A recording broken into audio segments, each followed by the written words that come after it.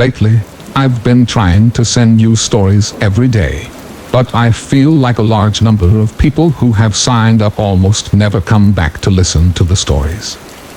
I don't know where that is. Make you unhappy? I hope to receive comments and suggestions from you, and if you find the video good, please give me a like to give me more motivation.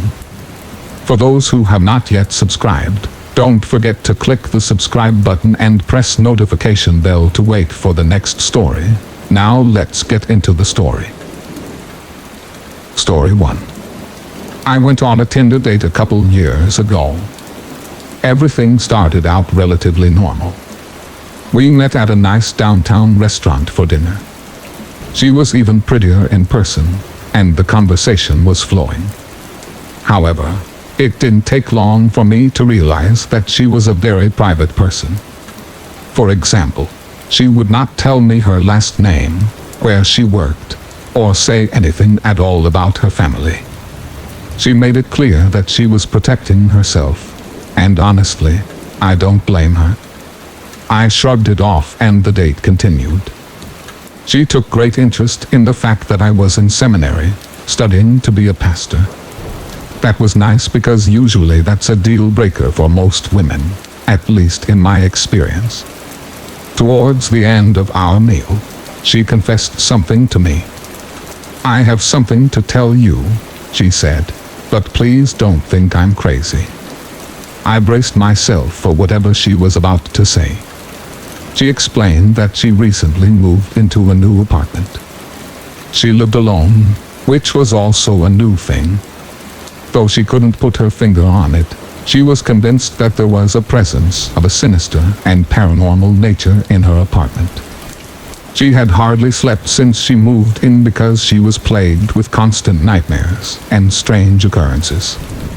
I could see the fear and exhaustion in her eyes. She seemed quite sincere. "I can tell you're a good guy," she said.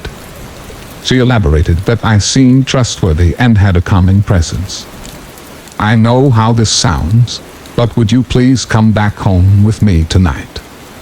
Honestly, I'm just scared to go back there alone. I am not looking for sex." I was really taken back by this. It's not every day I get asked to spend the night with a beautiful woman whom I had just met. I figured she was either telling the truth or she picked a really odd way to initiate sex. Either way, the night would be interesting. We talked for a bit longer and I agreed to spend the night with her.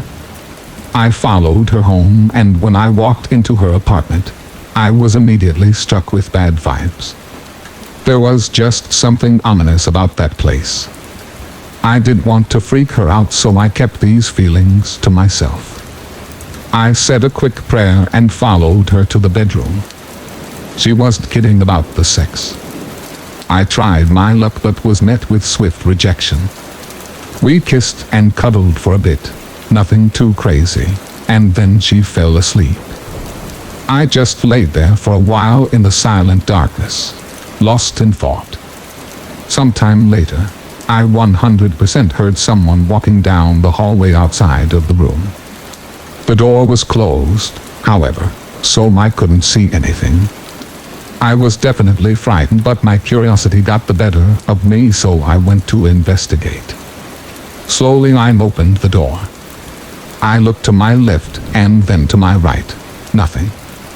I walked downstairs to check out the rest of the apartment. Nothing. I went back upstairs to check the bathroom and the guest bedroom. Nothing. When I walked out of the guest room, which was right across from my date's bedroom, I looked to my left and to my right again. At the end of the hallway, I saw a black figure standing there perfectly still. It was almost like a shadow, but I could discern that it was, in fact, a three-dimensional figure. This figure was very large in stature. There's no way it could have been my date. She was maybe 5'1" at best. I ran back into my date's room. To my horror, she wasn't in bed where I left her. I called out her name, but there was no response. I had just walked through the entire apartment, so it literally made no sense to me that she wasn't there. The bed was low to the ground, so she couldn't be under it. The closet was opened also, and it was packed with boxes, so I knew that she wasn't there either. The window was shut tight, plus it was the second story. She had vanished. I grabbed my wallet, my keys, and my cell phone and ran out of the apartment in nothing but my underwear. The shadowy figure was gone. I jumped in my car and sped away. I never heard from her again. Her Tinder profile was deleted the next day, and she never responded to any of my texts. To this day, I have no idea what the hell happened that night. I also never went back to her apartment. This was hands down the most terrifying, inexplicable thing that ever happened to me. Story 2. I was sitting on my bed trying to ignore the texts my abusive ex was sending me. I was dating my now husband, and my ex didn't take kindly to it. He was sending me text after text, switching between being apologetic and threatening me. I was sitting on the bed. The headboard was against the window, and I was leaning on it.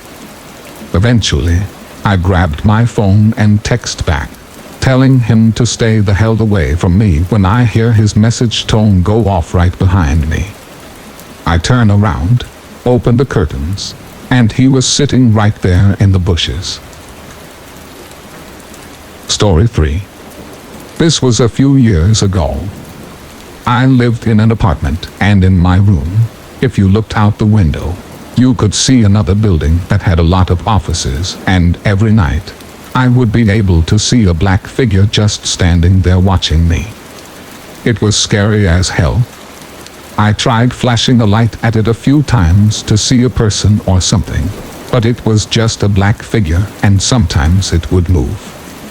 As soon as the sun would start setting, I would close the blinds, and I did that for a few months, and eventually, the black figure didn't show up anymore. To this day, I still have no idea what or who it was, and it still creeps me out. Story 4. I woke up one morning and started making eggs. I'm half asleep still, frying eggs, and I look to the right to the living room, and this old lady is standing there right outside the window staring at me, and she looked brain dead. Eventually, she moved and disappeared out of sight. I went outside to find her, but she was gone, and I have never seen her since. Story 5. We have an old farm that we let animal rescue keep rescued abused horses on. One of the horses, a gigantic Clydesdale named Harvey, had a badly scarred, half-skeletal looking face. He was a walking nightmare, despite being about as dangerous as a wet saltine. One spring I was sleeping with the window open because I wasn't quite warm enough for the AC. I was woken up by a nuzzling on my leg and assumed it was one of my cats. Then I realized, wait, my cats shouldn't be in here. My windows are open, and I know I left my bedroom door closed. So I opened my eyes, and there is Harvey the horse eating my blanket. I sat up and screamed, causing him to startle and rip my window out of my wall. My pulse was elevated, to say the least. Story 6. My company would put us up in the Shiloh in downtown when we were in Salt Lake City. A co-worker of mine was awakened in the middle of the night by sounds of a bunch of kids in the hallway. It went on for longer than he could tolerate, so he opened the room door to tell them to shush, only to find the hallway empty. He could still hear the children, so figuring that they were in an adjoining room, he called down to the front desk to complain. The man at the front desk claimed to be certain there were no kids staying on that floor, and that he was certain the noise would subside in a little bit. He offered to send up some earplugs if it did continue. My co-worker was a bit annoyed. How can you say there are no kids here when I'm hearing kids? The next day, when he was checking out, a different clerk made the mistake of asking the routine question, "Was everything satisfactory with your stay?" My co-worker gave her an earful about the noisy children and how the other clerk had dismissed his complaints. The clerk looked a little uncomfortable and said in a half-whisper, "We are not supposed to talk about our history with guests. Please do a Google search for Rachel David, and you'll understand what happened to you. We get similar complaints every few weeks, and we try to never put kids on that floor." In the van on the way to the airport, he read on his phone the story of how a mother, Rachel David, had tossed her 7 children off of the 11th floor balcony of the hotel, and then called the international dunes to their deaths before jumping herself. Story 7. My wife and I stayed in a pretty well-known hotel in London. The rooms were pretty nice, but had a door which allowed someone to travel between our room and the one next to us. To do so, you needed to open the door in my room, and then someone had to open theirs in the neighboring room. There was only one handle on each door. One night I woke up in the middle of the night and thought I saw something moving around. It being the dark in the middle of the night, I just thought it was my wife and dismissed it. The next morning, I found our side of the door cracked open. Story 8. My mom was traveling for work and sat next to a man, a fellow business traveler, on the plane. They had a casual conversation and exchanged business cards. Later that evening, she's in her hotel watching TV and gets a phone call from the front desk that her husband is there and that they want to know if they can give him a key to the room. She told them that she wasn't married. They called her down to the front after the man had left, and she identified him on the security camera. It was the guy that she had met on the airplane. Story 9. I was traveling out of the country right after finishing up a huge 5-day work event, where I had about 10 hours of sleep total during the 5 days. I got to the motel, which is kind of run down, and the carpet and blankets are damp, but I'm so exhausted that I don't really care, and I don't really think about it. I fall asleep pretty much immediately at like 8 p.m. At maybe 11 p.m. or so, I get a call from the front desk saying that there has been a complaint about noise. I tell them that that's impossible, that I've been sleeping. They ask me if maybe it's someone else in the room, and I tell them no, I'm here alone, so there's definitely no one else making the noise, not from my room at least. They ask me again if I'm sure.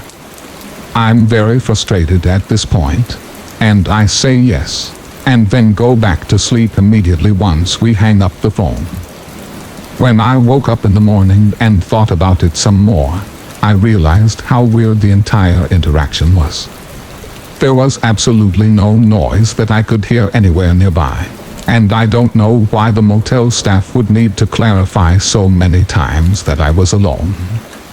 Apparently, they never called, so I assume it must have been someone calling the different rooms to see who was in the rooms and how many people. I've never been so glad that the rooms come with that extra chain lock. Story 10. When I was like 14 or 15, I went with my family to Las Vegas, and we stayed off the main strip in a 2-bedroom suite. It was a smaller casino hotel. My parents left to go out and enjoy the night while I stayed with my younger siblings. They slept in the bedrooms, and I was in the living room watching TV. I think I dozed off at around midnight, and when I woke up, I was in the stairwell outside of the hotel room. I wasn't wearing shoes. I had no cell phone, no room key.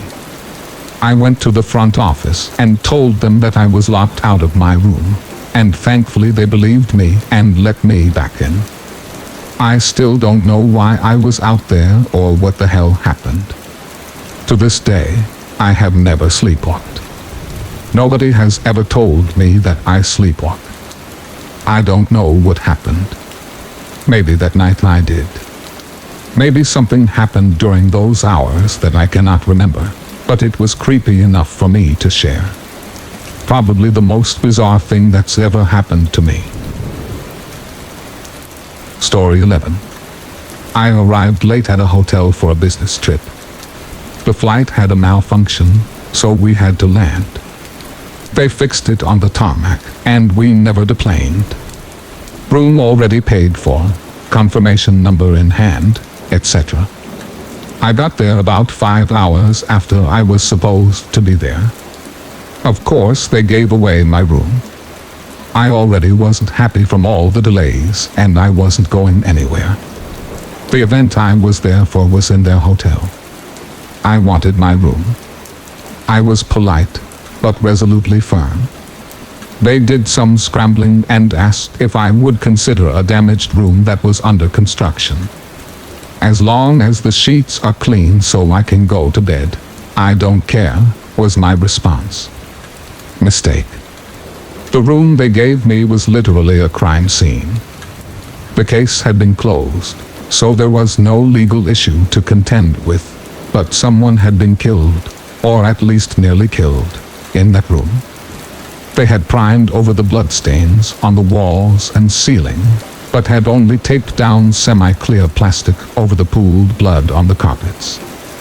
Multiple small holes in the walls had obviously been patched and sanded, but they were multiple small holes in the walls.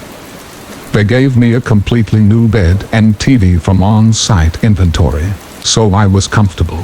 But man, it was creepy as hell. The creepiest part was the priming job. It was so obviously blood splatter all over the walls. You could still see the pink underneath the white. You could see where the person had been hit, and where they fell. You could also see how they tried to get up, and where they had finally collapsed. Story 12. I checked into a hotel on vacation. Everything was going all right. I woke up one night to erratic movement of the door handle, as if someone was trying to get in, or break the door down. It always happened in the dead of the night when I was in a deep sleep. As soon as I woke up, it would stop. I spoke to a hotel manager about it, and he told me it was a patient who was recently released from a mental institution, who does this as he still thinks he's locked up in the institute. A combination of not taking his medication and sleepwalking makes him randomly try to open and kick down the doors within the hotel. The family was very wealthy and connected, and the manager didn't want to kick up a fuss for checking out someone who can shut his business down very quickly and easily. I left after only 1 week, because it seemed to get worse every night. Story 13. This story still makes me shudder. We were traveling with another couple who had budget restrictions, and we needed to find a last-minute place to stay in Las Vegas. We had been looking forward to a nice hotel with a pool to kick it by and just chill out. They couldn't afford it, so they found a super cheap Airbnb with a pool. We were trying to be good, flexible travelers, so we agreed to compromise. As we were driving to the place, I tried to ignore the increasing amount of poverty and strung out people on drugs on the street looking lost. I pulled into the apartment lot, and I said nothing. My husband and I looked at each other. It looked like a seedy apartment place from District 13. As we walked into the building, I was overcome by the smell. It was sweet, and at the same time, horrible beyond belief, with a layer of perfume on top. My body would not let me breathe in the smell, and I had to cover my mouth with my shirt sleeve in order to breathe. I was on the tail end of the flu, so I had been nauseous for days, and figured I was just being sensitive. We hurried to see the pool, and it had a big sign, under renovation. Covering my mouth as we went back into the building, we checked out our apartment. It was clean, and the smell didn't permeate into it, so we agreed to stay. That next morning, I woke up having had the worst dreams of my life. People getting stabbed and shot. Constant horror all night in my head. My husband seemed interested in what I had dreamt about, and I didn't want to get into it, so I just said it was people being hurt. When we got home in a couple of days, I brought up the smell in the hallway. It wasn't until then that my husband told me that it was the odor of a decaying human body. Oh, thank you very much for telling me. My husband is a paramedic, so he knew for sure what the smell was. He smells the worst smells known to humanity on a weekly basis. Story 14. At university, I used to work through the night to get projects finished, but would break at around 2 a.m. to go for a walk. The city where I studied had excellent footpaths that meant you could walk from anywhere to anywhere without crossing a single road. The path system had bridges and underpasses. One night, when my final project was compiling for whatever reason, I went walking and found what I thought was a glove at the entrance to an underpass. Further inside was what looked like some refuse sacks, but something felt really wrong. So being an indestructible, naive 20-year-old, I investigated to find that the glove was actually a severed hand, and the refuse sacks were a dismembered body. One quick phone call to the police later, and I missed my deadline being questioned by the police. Story 15. When I was 15, my much older cousin was going through a nasty divorce. She and her 2 little boys fled from her abusive husband, and moved very far away to be closer to us, the rest of her family. Her husband ended up following her to our town, and rented a room from a guy that he knew from years back. He was threatening her and the kids almost daily. I drove with my cousin to pick up her son from school one afternoon. She walked in, and was told by the teacher that their father had collected them earlier that day. She completely freaked out, and drove straight to the police station, where she begged them to accompany her to the apartment to get her kids back. We drove there with the 2 police officers in tow. When we arrived, an older lady was there banging on the door, saying that she hadn't heard from her son, the guy that owned the apartment, in days, and that she was worried. His car wasn't there, but she knew something wasn't right. Police eventually break in the door after speaking to the neighbors, and hearing stories of a fight a few nights ago, and probably the awful smell coming from the inside. We found the guy he was living with dead, rolled up in a carpet behind the couch. I still remember the top of the head just barely sticking out of the rug when we all noticed it. They found her husband that afternoon, in the victim's car, with the 2 boys thankfully unharmed. He tried to use the guy's credit card to rent a car, but he probably knew that they would be looking for that one too. Story 16. I had plans to take my grandma out to lunch one day. I showed up at her house at noon as I normally did, but she didn't answer the door. I walked around and entered her house through the back door. I found her body in the living room. She had been murdered. There was blood covering the walls and the ceiling. It still haunts me to think about it. Story 17. A friend of mine had recently joined the police. She went through her training, and it's her first week on the job. She gets called out to this house as the neighbors reported not seeing the man for a couple of weeks. They get the spare key off a certain neighbor, who was the last to see him. They enter his house, and it is hot as hell in there. All the windows are shut, and all of the heaters are on full blast. The police go into the front room and find the guy face down on the couch. His skin had melted off, and he was molded to the couch. He was literally mush.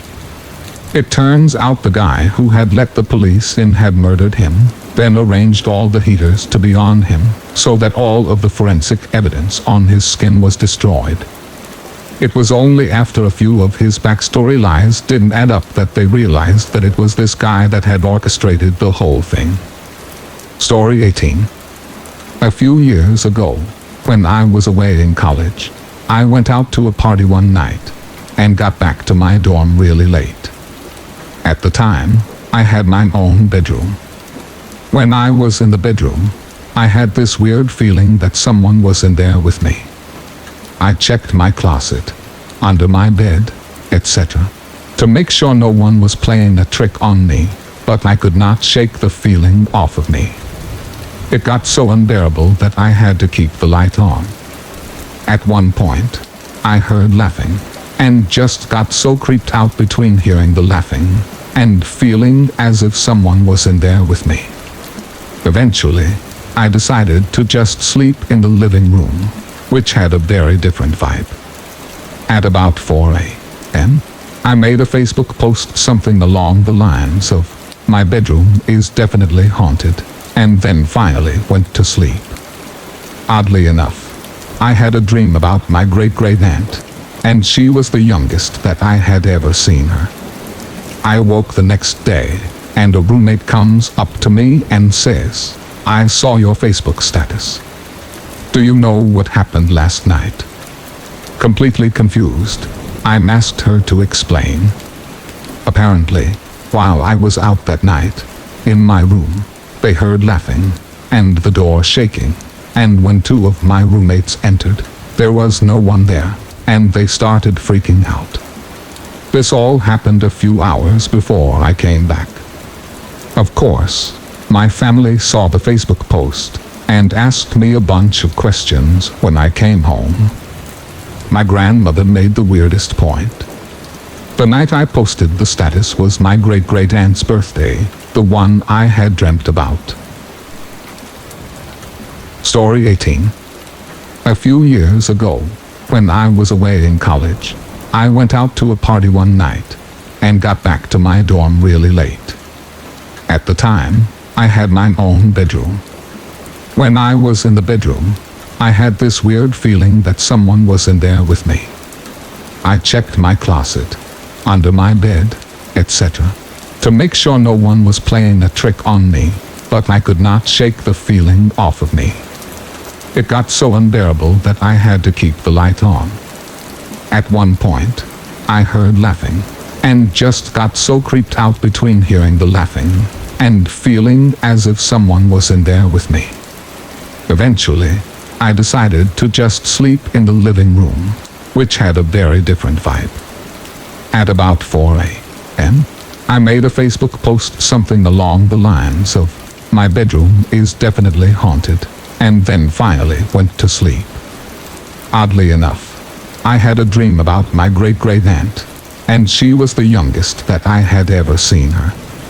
I woke the next day, and a roommate comes up to me and says, "I saw your Facebook status.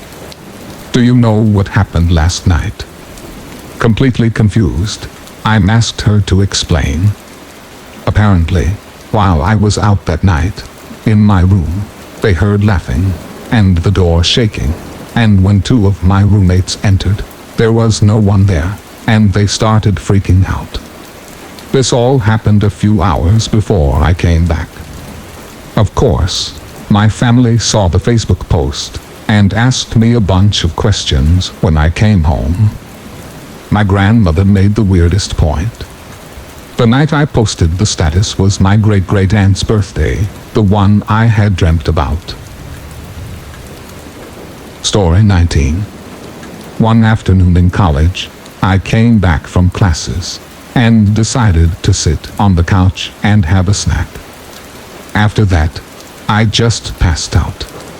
I had a nightmare of some bloody-faced demon thing screaming in my ear at the top of its lungs. I woke up and went about the rest of my day. My roommate comes back later that night and goes into his room, as I'm sitting in the main living room area. At some point, he lets out this random startled scream, which leads to me running down the hall to see what's going on. He looks at me and says, "I swear to God, someone with a bloody face just peeked their head into the window." I never told him about the nightmare I had earlier in the day. I didn't sleep for 2 days. Nothing ever happened again. Story 20. I was walking home one evening and was up on the road from my house about 5 minutes walk away.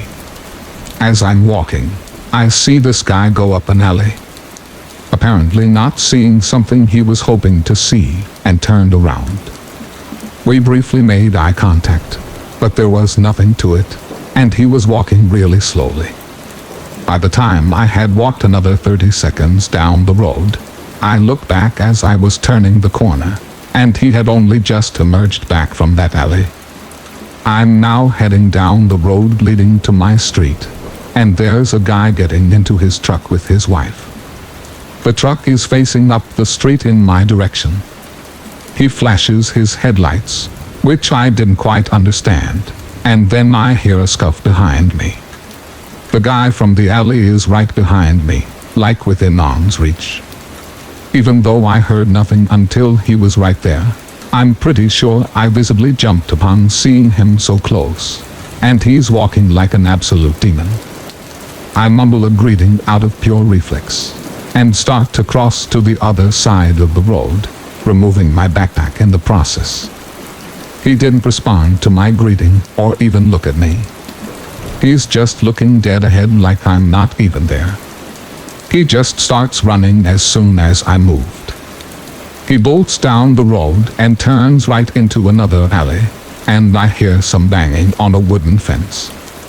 As I walk past the alley about 30 seconds later, I take a glance, and it's empty. He must have jumped over a fence or something. I still don't know how that guy moved so fast to catch up to me in such a short space of time, nor how I did hear him. I've got some pretty good hearing, and he must have been sprinting to catch up to me.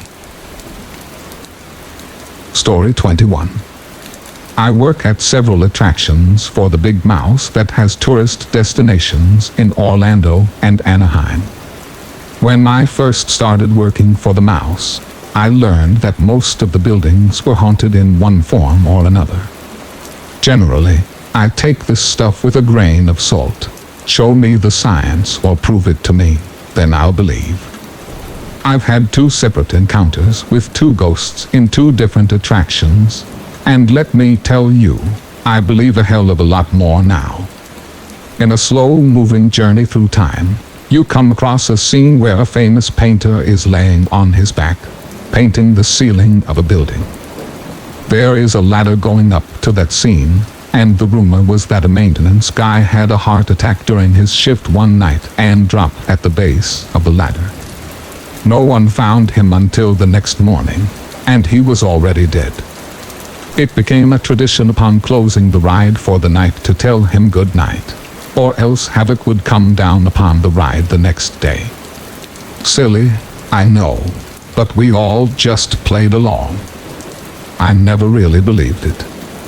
Everything seemed very circumstantial. On one particularly slow day, I was riding through the attraction when all of a sudden it stopped in that scene I mentioned earlier. Now, if you've ridden this ride, you'll know that it's basically a train car with 2 rows. Well, as far as I could see ahead of me, there was no one. As far as I could see behind me, there was no one. The ride system is pretty sophisticated. When someone hops out, there are pressure-sensitive mats on one side that trigger the ride to stop and show on our ride display screen exactly where it is. On the other side of the ride vehicle, there are photoelectric beams that also give the exact location of this intrusion, as we call them. Now, we stop this ride pretty often. Someone takes too long to get into the ride vehicle. Stop it. and then start it back up again. Well, in this case, they started speaking over the intercom into the entire ride. That usually means someone is out of a vehicle somewhere on the ride. A few minutes into sitting there, I start to hear keys jingling, 2 sets headed in my direction. I'm completely alone, and here come my fellow mouse employees looking rather concerned. Did you jump out? Of course I hadn't, to which I told them. They look at each other and back at me, both looking from the opposite directions they came from. Did you see anyone? I hadn't. It was just me. The mat and the I-beam were both triggered in this scene. We all just stare at each other and sort of whisper the ghost's name at each other. They leave, and within 5 minutes, we are moving again. But I never rode alone again. Experience number 2. This one was about the ride Mission Space. Another attraction I work at is a motion simulator that spins and creates G-forces to simulate space flight. When the attraction first opened, there was only one option. The story goes that a mother brought her child in to experience the attraction, and when the attraction had finished, the child was unresponsive. Emergency services were called, and it was later discovered during the child's autopsy that he had an undiagnosed heart condition. This much is true. There's a fellow mouse employee that was working on that day and remembers the story. Multiple other mouse employees have looked up the story, myself included. Since then, it's been said that the ghost of that little boy likes to hang around in the ride room where he died. There are multiple reports of hearing him laughing during opening procedures, of him calling out for his mom, of the sensors going off before the ride starts, and upon checking the cameras, there being stuff in front of it that definitely wasn't there before. Since we check all of the cameras before the ride starts, again, I'm usually very skeptical about this sort of thing. One morning, I'm scheduled for an opening shift, which doesn't normally happen due to my low seniority. I show up and go to open ride room number 3, which is the room where this little boy met his tragic end. During opening checks, there is one person in each of the 4 rooms, all completing the same tasks. Ride rooms 1 and 2 are connected by a small closet, and ride rooms 3 and 4 are similarly connected by a small closet. We usually don't chat in the mornings with the person opening the other ride room, since we are all trying to get through our checklist as quickly as possible. I get to the part where I'm about to run the ride and check for errors at the end of my checklist, and go in to start closing up my vehicles. It gets pretty loud in there, to the point where if we need to get someone's attention, we have to raise our voices. I start to check my ride vehicles, and close the first 2 of the 10. That's when I start hearing laughing of a little boy. At this point, I'm pretty sure it's one of the other openers playing a joke on me, so I move on. I go to check the next 2. They're good, so I close them. I hear the laughter again, closer and louder this time. I turn around to check over my shoulder, and there's a faint flicker of movement from the corner of my eye, so I go to check and see what it is. There's nothing there. At this point, I'm spooked. I hurry and check the rest of my ride vehicles, close them up, and do a final check of my ride room before closing everything up and setting the ride to start. I hear the giggling again, turn around like last time, and there's a faint shimmer disappearing down the hallway. Of course I chase it to see what was there. It turns out to be nothing again, so I go to the other ride room to see who was opening over there.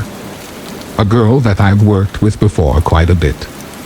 She normally opens and tells me that she'd had similar experiences, or it feels like someone is watching you, or just out of the corner of your eye you can see something. but there's nothing there, and that the laughing sometimes gets to be downright creepy. Multiple people have encountered this little boy ghost at various times during the day, mostly under the conclusion that he's lonely. Story 22. A few years ago, I was living in a fairly nice apartment complex having a cigarette on my balcony around 3 a.m. on a Tuesday night. I'm usually on my phone, but I get this weird chill and looked up to see a middle-aged man walking down the sidewalk across the complex. It struck me that he did not belong here, and I realized that he was one of the residents. As I was thinking this, he suddenly stopped and looked right at me, making nearly way too long eye contact, and then rushed off between buildings in the opposite direction of my apartment. I told my husband about it and joked that if we get a knock on our door in the next 15 minutes, we can assume it's that creeper. Sure as hell, 10 minutes later, there's this quiet, faint tap, tap, tap on our door. My eyes probably popped out of my head and my husband jumped up to grab his gun from the other room. I slowly walked up to the door to look through the peephole, holding my breath. And there was the man I had seen, looking right at me through the peephole. I know he wasn't able to actually see me, but the image of him looking right into my eyes still freaks me out to this day. My husband walked up to the door, stared through the peephole and shouted, "What do you want?" in this threatening voice. Apparently the man had his hand on the doorknob and jerked back in surprise to hear a man's voice. The guy asked for Jeremy or some made-up name, and my husband told him to leave. After bullshitting a little longer, the guy finally walked downstairs, only to peer up into the living room window from the lawn. I closed the blinds and he moved over to stare at me through the balcony door. He didn't move on until after I shut that one too. We called security and gave a clear description and everything.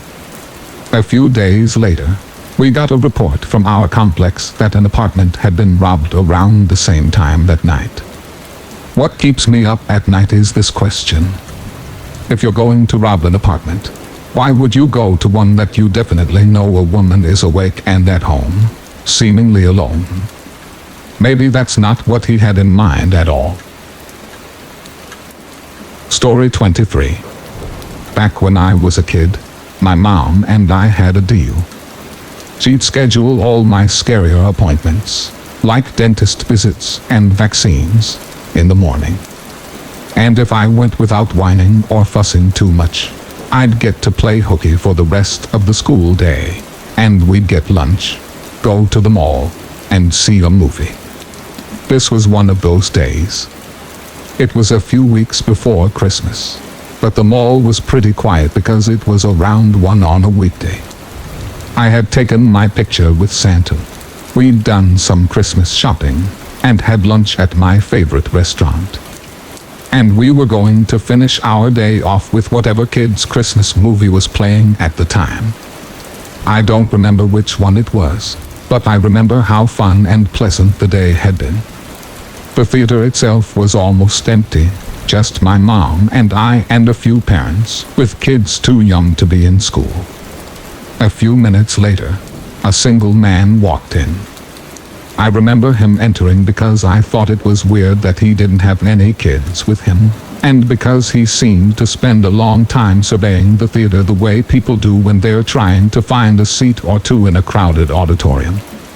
I remember him staring at me for quite a while, but then he sat down near the door and I didn't think too much about it.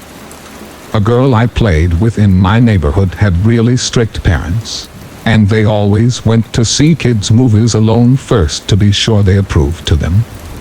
Maybe his kids went to school with me and he recognized me, and that was why his eyes had lingered. Just as the preview started, I realized I needed to pee. I had just turned 8 a few months earlier, and my mom was finally letting me do things without her accompanying me. As I got up to go, my mom slipped me a $10 bill and told me to get us some candy and soda, a real treat in my house. I was so excited to be trusted to go by myself and to get candy that I almost didn't notice when the man from earlier got up and followed closely behind me as I left the theater. Almost. As I was allowed to do things by myself more, my parents had drilled into me that I always needed to be aware of my surroundings and anything that felt off. And the way he bolted from his seat to follow me out of the theater felt off. To give a little context, the movie theater was attached to the mall, so the main entrance was through the mall itself. To make getting out a little easier, there were a few exit-only doors that led to the parking lot. The restrooms were right next to these. The man followed me all the way to the women's bathroom, not close enough to immediately spook me if I hadn't noticed him, but close enough that any passerby would assume he was a father trailing behind his daughter. After I got to the restroom, I peeked out. He had stationed himself just outside the entrance to the bathroom on the side closest to the exit. I told myself that maybe he needed to use the bathroom too, but clearly he didn't. So I went, and then I waited and waited. I heard a man's voice just outside joke with someone how he was waiting for his daughter who was dawdling. I knew my mom wouldn't get worried and come look for me immediately because she would assume I was in line to get snacks. But I couldn't get back to her without going past the man. Finally, a nice-looking older woman came in. As she was leaving, I told her I'd forgotten how to get back to my theater where my mom was waiting, and could she walk me there. I held her hand tightly as she cheerfully told me she was glad to help. As we left, the man waiting took a quick step forward like he'd been waiting to grab me. When he saw that I was with the woman, he turned around and left out the exit door. I made it back to my mom without incident. I told her I didn't see any candy that I wanted and I was kind of full from lunch anyway. In hindsight, I should have told her right away about the creepy guy who followed me, but I was afraid that I'd lose my precious new independence.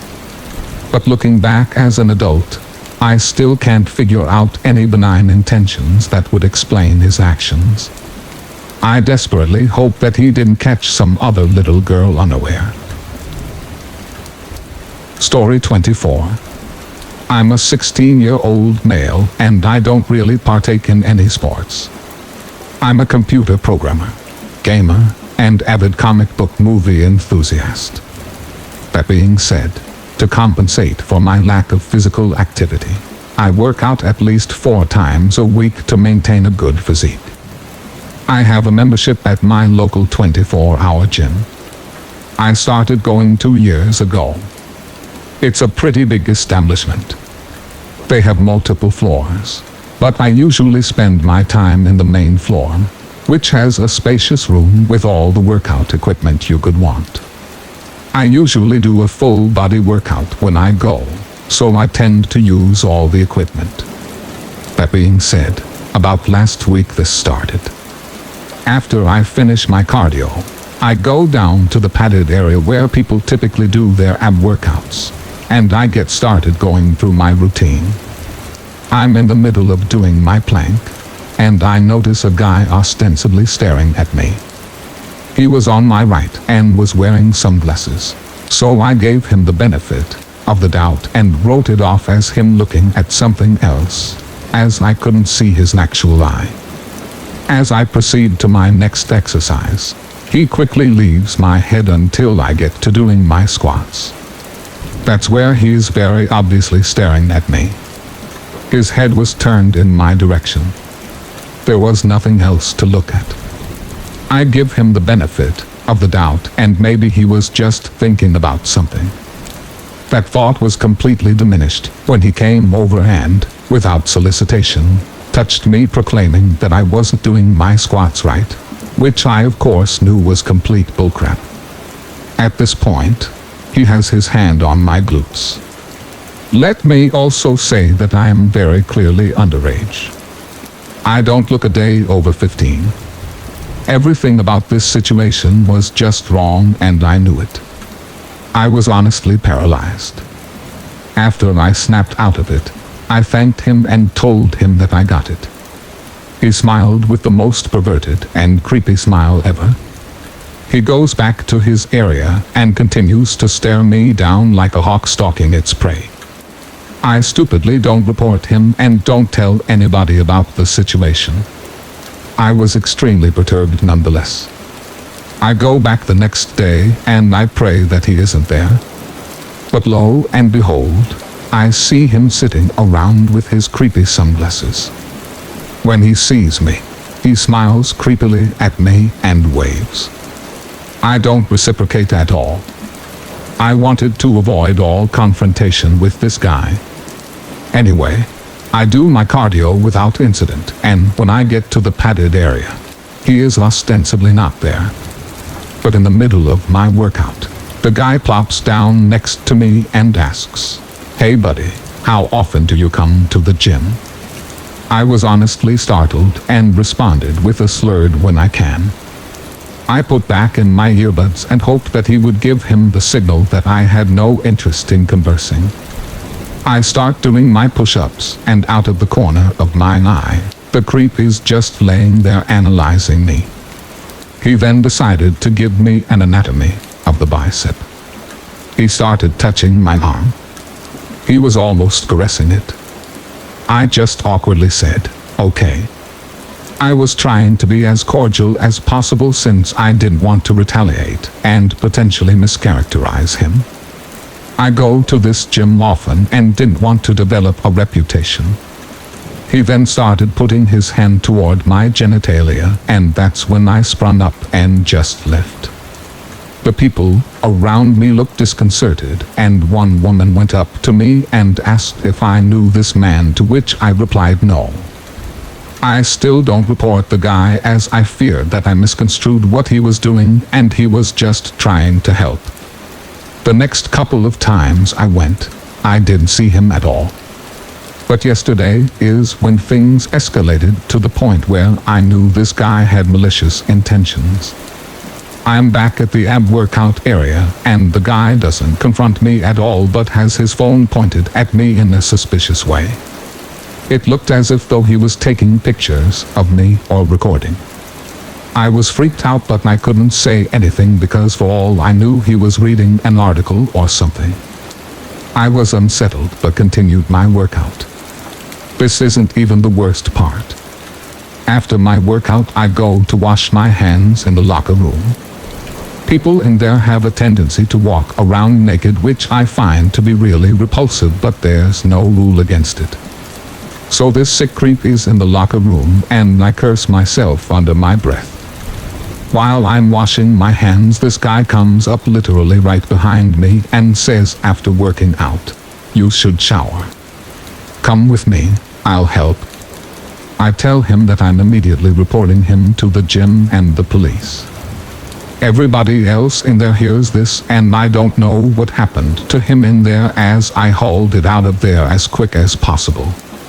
I do act according to my threat and report him to the gym, but I didn't have a name and there are no cameras in the locker room, so the only evidence I have is him touching me in the gym.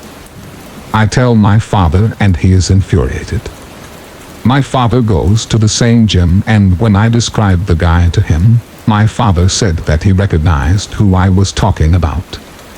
He said that the guy is always talking to younger people in the gym and it has always creeped him out. Now, that's all for now. We're going to file a police report pretty soon, and I'll post as soon as there are any further details. Story 25. Greetings from India. We are pretty close, my sister and I, even though I'm older than her by 4 years. This happened last November on my birthday. As you all know, our country is not the safest for girls. Not advisable for girls to travel alone, but we usually find a way around to do normal things and have normal experiences and dodge idiots. I live in one of the metro cities in the south, so it's comparatively safer. But all girls who are born here or live here have a radar of finding or dodging the weirdos. I had just gotten out of a really long relationship, almost 11 years, and wanted to celebrate my first single birthday in a really long time, away from the city and people I know. I had gone on a couple of solo trips and was pretty confident about taking care of myself and sniffing out the bloody weirdos. So we both decided to go to this beach destination I used to frequently go to. This would be my 5th time there. Every time I've been there, I've stayed at the same shack, so the folks running the place are familiar with me. We decided to stay at the place as we felt it would be safer since the season had just begun. This place had more tourists compared to the other places. Because it's always safe to be around people. We were wrong. This beach gets a lot of tourists who first come to visit but decide to stay back indefinitely because it's spiritual. Well known for the temple in town. It's beautiful, affordable, around $3-5 per night, and they usually get a discount from the shack owners if they're staying for long. And because of, the eat, pray, love sort of thing. This time around there were around 50-60 tourists on the beach, so it was pretty private and secluded. We reached the day before my birthday and checked into our shack. We noticed a big group of guys staying in the shack opposite to us. They seemed to be in their own world and didn't bother us. Apart from the big group of guys, about 8-9, we met and shared a smoke with a French couple who were staying at the same place. We decided to unpack, change, shower, and head out to do some exploring. On our way out, we passed by the owner of the shack chatting with a couple of the tourists and regulars. I saw a couple of familiar faces, shack owner's wife and some tourists who I'd seen on my previous visits, and I'm guessing he stays there now.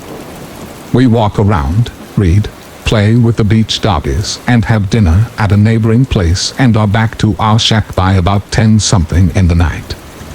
We chill outside our shack, listen to music, talk, and by 12-something, it's my birthday now, we decide to call it a night. I made sure we leave the light outside and the door on, that way we can see through the blurred glass if someone's outside. We had played in the beach earlier, so we had put our shorts out to dry. Shack is pretty small. Our bed was facing the door and a double window right next to the door, so this shack is basically a hut made of bricks with a tiled roof. There's a small gap where the roof meets the walls, so we can hear everything happening outside and vice versa. My sister's out cold once we hit the bed, and I was up for a bit replying to my birthday texts, and passed out by 1:20 am.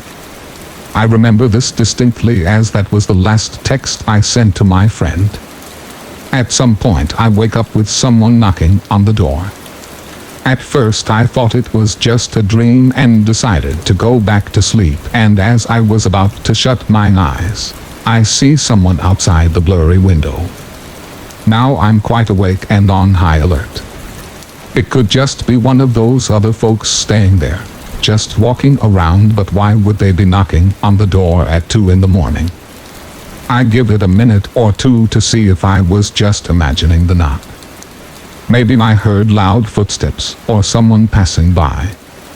The weirdo knocks again.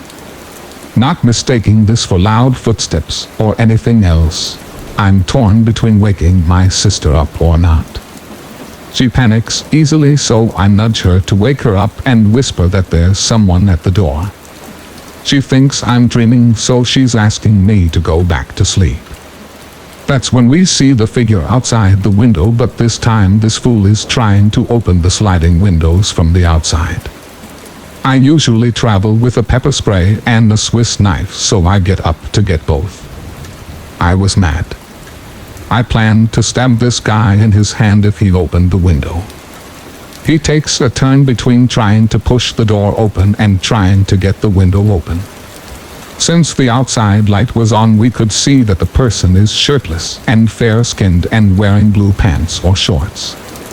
My sister's anxiety increases every time he's at the window trying to get it open. So on his fifth attempt, she says, "Who's out there?" He stops then and starts walking around our shack in circles. Earlier we had nosed a couple of old chairs and tables stashed between our shack and the next one. We could hear him fiddle with the chairs and tables, maybe to find access. I don't know. At least he's given up trying to break in. No way we can go back to sleep now, so we put the lights on so he knows we're awake and on guard. Now we were both furious and ready to kick this guy in the face. He stopped circling the shack after a good half an hour. We packed the next morning and decided to move to the next place. We stepped out of the shack and noticed the clothes we had hung out to dry are missing. I talked to the owner's wife and tell her about last night's incident. She seemed apologetic and said she heard the big group of guys making noise and playing loud music till late in the night. We heard them too, but we know the music and parties stopped way before someone tried to break in, cause we would have heard it otherwise. I tell her this and she seemed a little off and confused about the timings. We were waiting at the cafe for the owner's wife to return. She wanted to make sure there were no damages of the usual protocol. We see the same tourist who was chatting with the owner the previous day. The same guy I've seen before during my last few visits. He's never talked to me before or the previous day. As he's passing by, we see he's wearing jean shorts. He stops to say hi and asks how our stay is and if we're having fun. He can clearly see us with our backpacks and that we're angry. We had passed this guy many times the day before, but he decides to say hi and talk to us now and ask if we're having fun. At this point, the owner's wife is back after inspecting the shack for damages, and she tells the guy we're leaving cause of the noise in the night. He has the balls to tell us, "Are you sure? Maybe another night here will change your mind." He proceeds to ask us if we know where we were staying. I tell him even if I did know, I won't tell, cause I don't want that noise to follow us to the new place. He smirks and says, "Let's hope." I'm not entirely sure if this guy was the person who was trying to break in, but the whole weird conversation and sudden interest in us made it convincing. Maybe we were just assuming it's him. Maybe he saw we were angry and wanted to have a conversation. Luckily, we moved to a better shack and made friends with the owners. Had a fun birthday after that, but to the creep who tried to break into our room on my birthday. Next time we'll be prepared for a fight. Story 26. I'm a 27-year-old white woman living alone in Belize for almost 4 years. Small, 5'1", 115 pounds. I don't like to think of myself as easily scared. I work with gang and ball of youth at the country's juvenile detention facility and at an outpatient mental health clinic. I have to admit, for a while before this incident, I was a bit more on edge because there had been a slew of Americans and Canadians that were taken out. Although all had been retirement age. Criminals see this as having money. A few weeks ago, I was sleeping and it was already around midnight. At this point, I had been sleeping more than a couple of hours. I try to get to bed by 9 p.m. because I have to catch my bus at 4:40. Anyway, I was sleeping and I am suddenly woken up by a light shining on my face. Someone was outside my window with a flashlight. Immediately, and I never ever responded this way to being scared.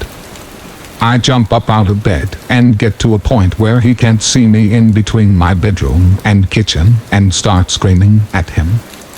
After my first episode of cussing at him, he says, "I'm here to check your water." I replied with more cussing and tell him that is not what he is there for since it is midnight. Then this man asked if I had any water to give him. I was very confused by this, but I kept cussing and screaming at him. He just then quietly left. I called my landlord to let her know what had happened, and she thinks it's one of my neighbors. As I recall, when I first moved in, there was a man upstairs that my landlord introduced me to, and at the time jokingly mentioned how he knows he likes white girls. I didn't sleep at all that night, and it took me 3 nights to go back to my bedroom. I moved my bed away from the window to the middle of the room. I did not call the police because they hardly do anything even whenever something terrible was involved. Street harassment is terrible for women here, but it is a whole other story for white women, making walking in some areas less than pleasant. So I am coming to you all for tips, tricks, and words of wisdom. I have a 2-hour commute to work both ways, ending in December when I get a transfer. My schedule is pretty set, and it would be easy to guess when and where I am if anybody were to watch. I have bars on my windows and locks on my doors. I want to know what I can do to help me be more safe. I can't get a dog since it's a very small apartment with no yard space. Once I get Wi-Fi, I can look into cameras. Any recommendations? And I already have a taser and mace. Story 27. Let's start this off with some background on me back then. At the time, I was already a hardened recon trooper. This was my first long-term tour of combat. I had not even a month prior seen one of my best friends killed right in front of me, while 2 others were permanently maimed in a horrible ambush in the city. It was a nightmare watching my friend die from massive bleeding. Us not being able to do much except give him morphine and keep him from the pain. That was terrible, and I will never forget that. But not even that spooked me to the core as much as this did. After that ambush, we were moved to this city to an FOB, forward operating base, like a small city walled in with concrete, T-wall barriers, and HESCO barriers. Think big 4x4 boxes filled with earth and stacked 16 feet tall to create a huge wall. About 1 meter by 1 meter, stacked 4 meters high. This particular FOB was interesting in that some of its barriers to prevent easy entry in were simply huge mounds of dirt with guard towers planted on top of them to ensure people and vehicles didn't just run in at random. Being a recon force, we were tasked with constantly going outside the wire to do patrols and be the land and airspace quick readiness force if something happened and someone needed fast and skilled firepower or extraction. For this duty, we were assigned helicopters and light armored Humvees, and we lived next to the improvised airfield on the outskirts of the FOB. Our housing consisted of tents covered in an insulating foam to provide a more permanent structure with air conditioning units to keep us cool as we slept and worked maintaining our gear or whatever else. We lived 4 guys to a tent, as each of us had a ton of gear we had to keep mission ready for a variety of missions. There were 20 of us in total, separated into 2 squads or teams, and we shared this little tent village inside the wall together. In this instance, we had just gotten back from a late-night air assault mission. Fly to a place in the helicopter, shoot some bad people, grab intel and the important bodies, and go home. Everyone had gone to bed after having finished cleaning our gear and meeting. In the middle of our tent village was the latrine trailer. A house trailer fitted with showers, sinks and toilets so we could keep ourselves clean. I woke up around 4 a.m. and needed to drop a deuce, so I grabbed my headlamp, flashlight with the headband so I could see in the FOB, my rifle and 1 magazine as mandated by command, and headed out of the tent to the job. As I was walking to the trailer, something just fell off. Maybe it was a slight change in air pressure. It didn't fully register in my mind as I just had to go, so I quickened my pace to the trailer, went inside and did my business. I pulled my shorts back up, washed my hands and walked outside staring at the ground to make sure I didn't fall down the stairs in the trailer or stumble on some rocks. As I rounded the corner, I lifted my head and saw a pair of green glowing eyes set in the darkest fur I had ever seen, 12 inches from my face. I'm not a tall dude, around 5'7", and maybe it was just the adrenaline kicking in, but I swear this thing was looking me eye to eye. I figured I must be seeing things because I'm so tired, so I turned my head, and when I looked back there was nothing there but a wisp of dust in the air.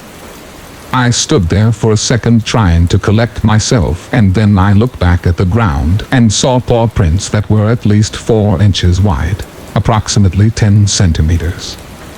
If I hadn't just relieved myself seconds earlier, I probably would have at that point. I was shaking and sweating like I had just been in a firefight. I locked and loaded my rifle and peeked around the corner to make sure it wasn't still there. It made my way over to the radio tent to tell the 2 guys still awake what just happened, and then carefully made my way back to the tent and went to bed. The next day, one of the first bullet points from the daily briefing was about some huge panther that had escaped the local sheikh's compound and was eating local shepherd's sheep at night, and now we should be on the lookout and never leave your tent without a battle buddy, as the guys all chuckled. There were signs posted at the chow hall and in the tiny shop on the FOB too. We never did see that thing again. I don't know whatever happened to it, but I know that whenever I walked outside my tent late at night after that, I was always locked and loaded. Story 28. When I was about 7 or 8, I was living with my family in their small apartment in a large city. The complex was pretty dense, lots of neighbors, lots of strangers.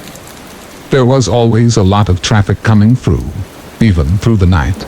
So hearing someone walk up and down the stairs at 3 a.m. is pretty normal. I remember that my brother, around 5 years older than I, had only just began staying with us for a short time, and that we had, presumably, his Wii set up in the living room. Though it could have been mine, I can't quite remember when I got my own. The Wii was a newer system at this time, and I was a game junkie. So I was excited to play the system, especially with games like Guitar Hero already set up and ready for me. For the couple of weeks in the summer he was there, I was constantly playing the Wii in the latest hours of the night, usually staying up until 3 or 4 a.m., rocking out or bowling or Mario. You know the drill. I was already staying up pretty late before we got the Wii, but this was my excuse to keep doing it. My brother would often fall asleep on the couch behind me while I was playing around 1 a.m., and I'd play a little quieter until I finished. Although I was young and carefree at the time, I've always had a sort of knack for remaining situationally aware, and since I was especially good at eavesdropping, it was almost second nature for me to be consistently listening for anything and anyone, and pretending like I couldn't hear anything going on around me. Of course, I didn't realize I was doing this at the time, but I've had several years of growth and introspection since that time, and I've come to learn the patterns of my behavior that remain even today. At first, everything was dandy, business as usual. Lots of gaming and lots of progress. After a day or two, I would notice people going up and down our stairs a lot more often. There was just a ton of rumbling outside at all hours of the night after midnight. I even heard a bit of talking, though I couldn't understand it, whether it was muffled or they were speaking Spanish. I'm still not sure to this day. A week or so after my brother was home, I have a distinct memory of hearing a sound and seeing an immediate flash of light outside. But when I turned my head to look at the window, covered by long vertical blinds except for one that had come off at the end, so the only view was a small sliver of our porch or balcony. All I saw was darkness. I turned back to my game and pretended to continue playing, hoping that nobody was outside, but also hoping that if anyone were there, they didn't notice me turn my head. I heard several distinctly mechanical noises throughout the rest of the night, and that I'm fairly certain were the sounds of the shutter of a camera, but no more flashes. After about 3 a.m., I decided I was probably hearing things from our neighbor's house and ignored it, packed it up, and went to sleep. This continued for about another week. The sounds of the camera and people walking back and forth throughout the night, that is. I didn't think it was really anything to worry about. I basically assumed at this point that it was all next door and that it didn't matter much. I never mentioned to my brother while he was there, nor my parents.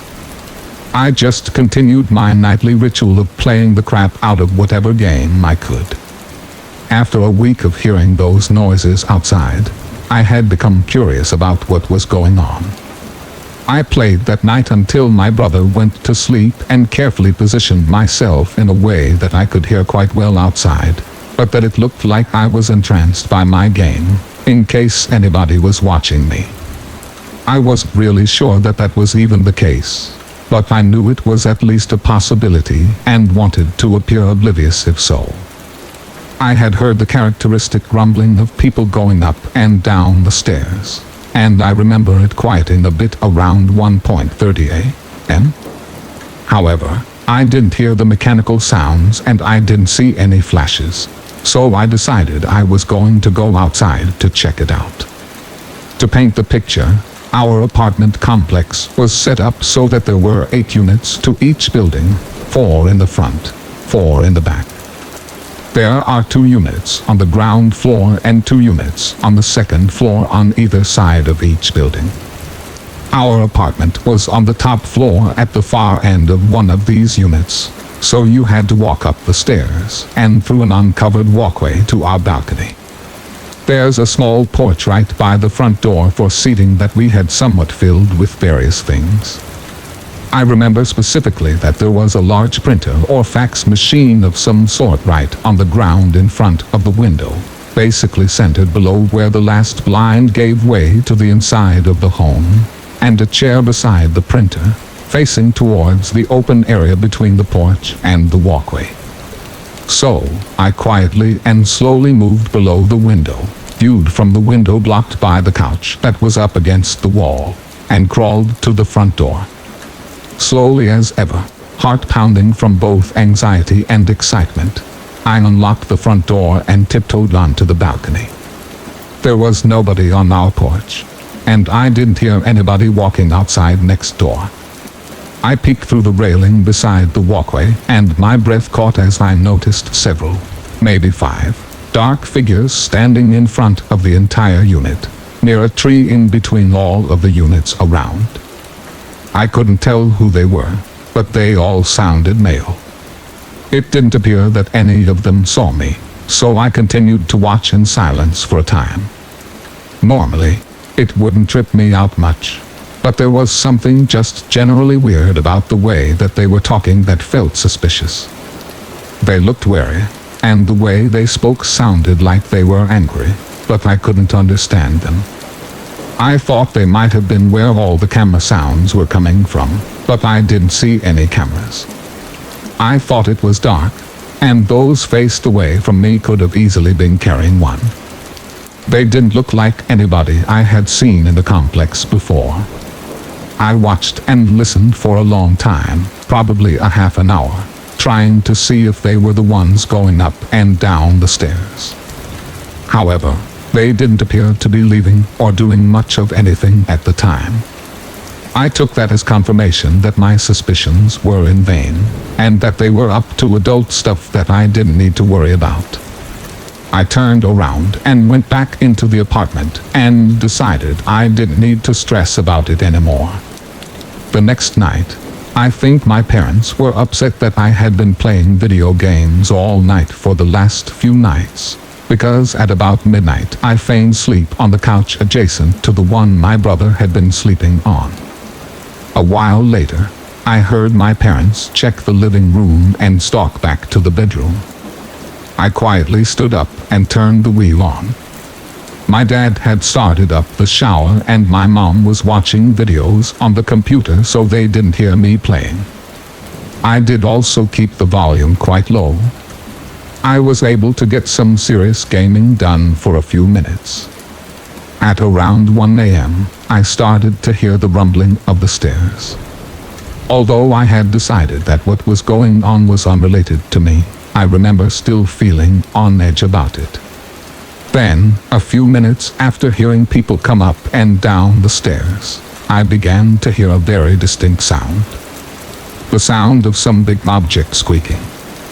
I didn't understand what the noise was at the time, but it basically sounded like hardened plastic being bent and grown from pressure. It also sounded extraordinarily close. I was sat on the floor in front of the couch my brother was sleeping on, so the window and front door were to my right, and I had a pretty clear view to the porch through the area that the blind was missing.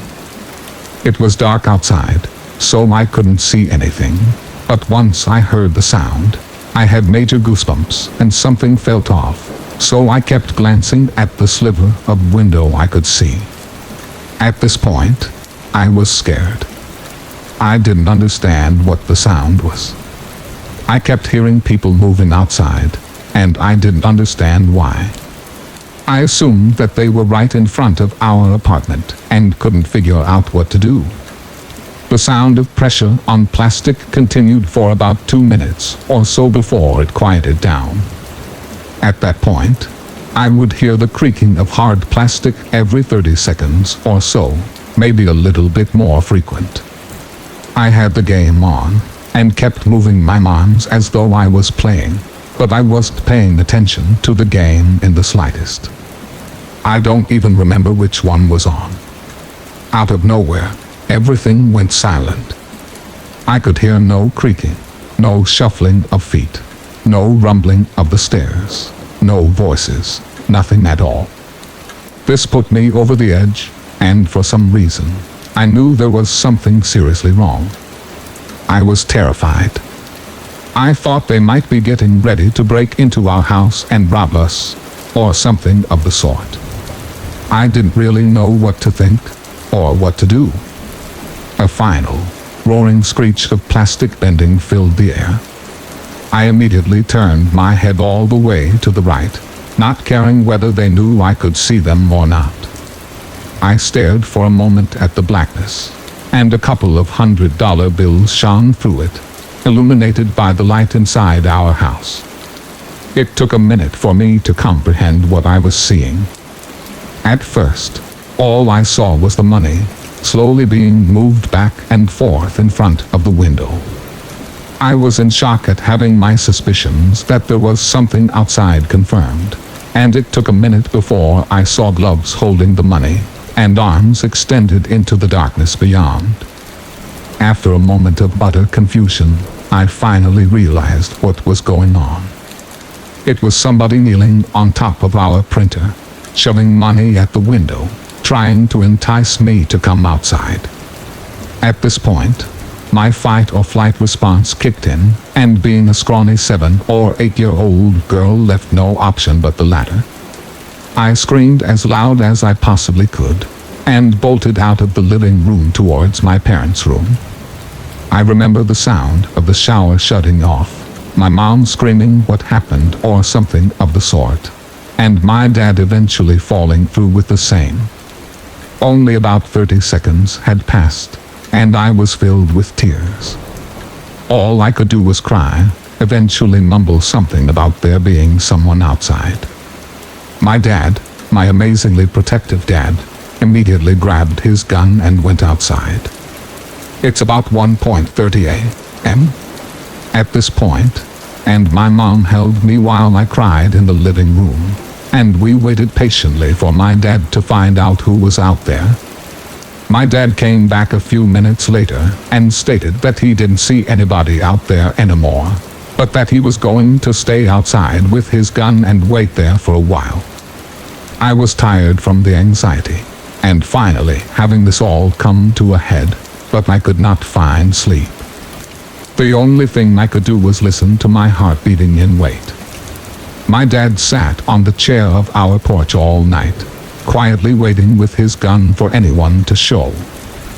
My mom consoled me the entire time and told me that if this ever happens again, to walk calmly to their rooms so that my screaming doesn't scare them away. I didn't tell her about the fact that I had been hearing these people outside for the last few weeks, and I never mentioned that I thought that they had a camera, or that they may have taken photos of me. I don't know why. I was just so shaken up, and by the time I even thought about the noises I'd heard, it had been long enough that I didn't want to talk about it. They didn't contact the police, and my dad stayed out there until the sun finally surfaced at around 6 a.m.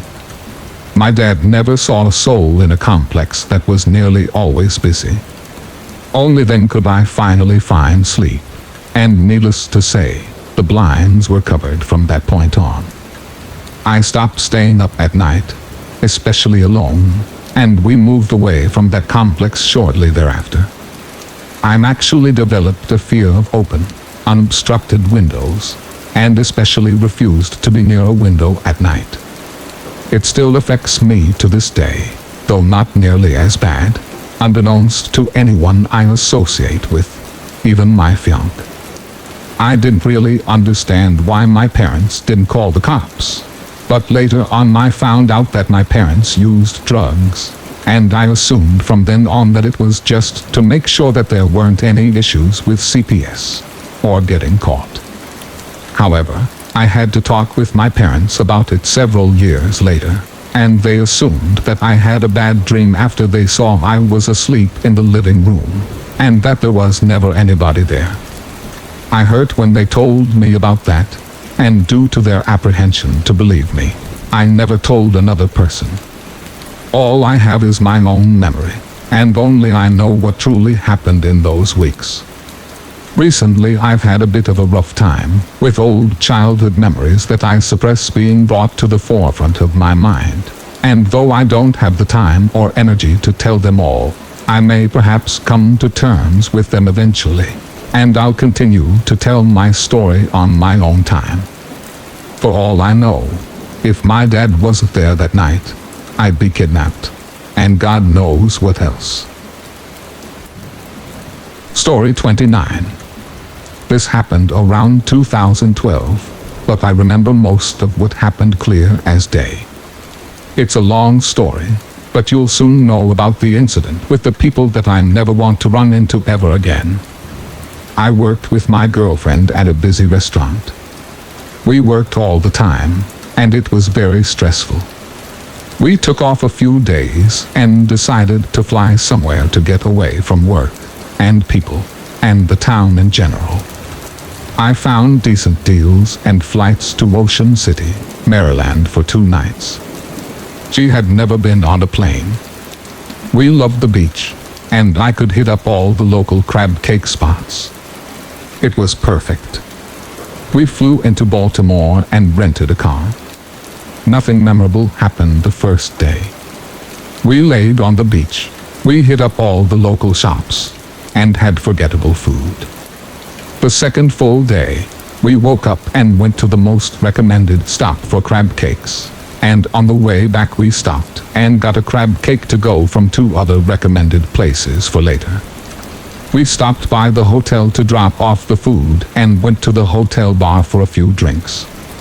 My girlfriend at the time was a smoker, and I hated it. She also would attract attention from guys, which I would deal with, but wasn't thrilled about. We go to the rooftop bar at the hotel, and the bar itself is a 4-sided island in the middle of the patio. It's probably 2 p.m. and a clear, sunny day. We pull up chairs, and there's only a few women on the left side of the bar, and a guy bartending behind it. We got obligatory house margaritas. After her first drink, my girlfriend felt like she wanted to smoke, but the girls and the bartender didn't have one to bum her. We got refills and schmoozed the bartender about the areas and things to do, but mainly kept to ourselves. The bartender seemed as if he was being fake. Something was off, and I couldn't put my finger on it. A feeling of, I really don't even want to run to the restroom and leave her alone at the bar, because I don't trust something. More than a few times he asked us if we were staying at the hotel. I think I said no. The girlfriend said yes. He asked us what room at one point. My girlfriend went to use the restroom. A minute later, I heard guys' voices. I didn't realize there was a group of 3 to 4 guys that sat at a table directly behind us. They were either playing cards or just smoking, but they made some comment to her when she walked back. We finished our drinks, and we're Googling tropical drinks for her and an area hotspot to check out. The guys came up on either side of us and talked to the bartender and got beers. You could tell they were either friends or regulars. I honestly couldn't tell you if they were there when we came to the bar or came after, but they had a sleazy vibe. The girlfriend and I ended up walking to the only other couple at the bar that had come and sat down. It was nice to be away and just relax. We always like making new friends.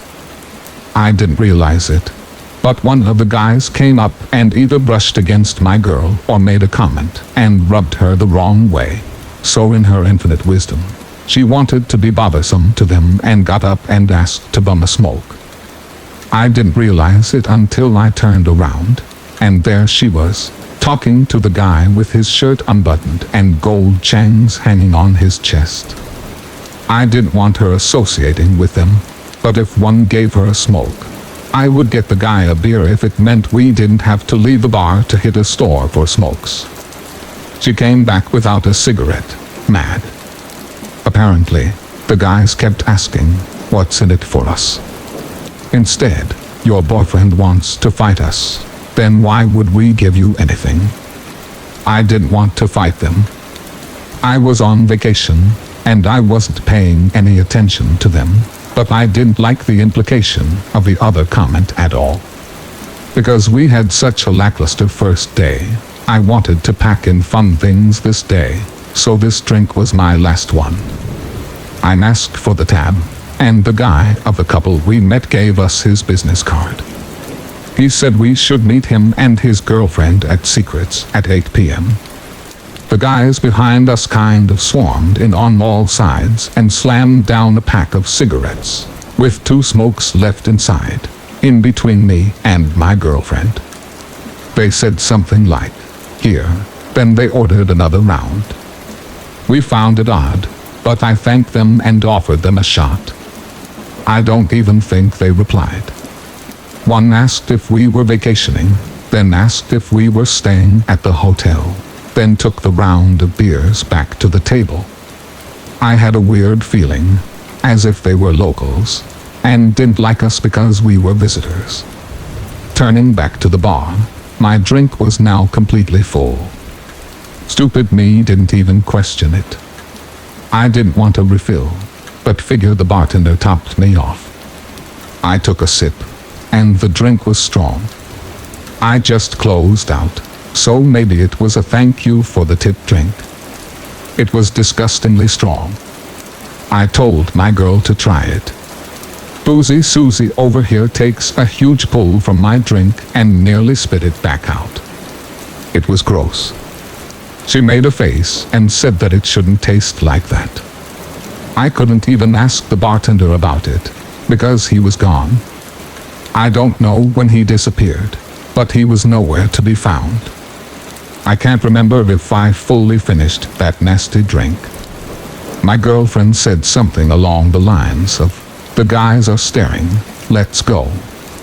I was originally worried she was going to chat them up and thank them before we left, but she said she felt weird.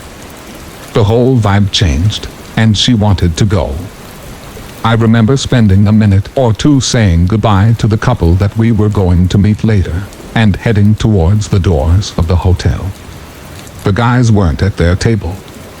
Patio door. Elevator. Hotel room door. Bed. My eyes opened, and I turned my head right. The alarm clock reads 3 a.m.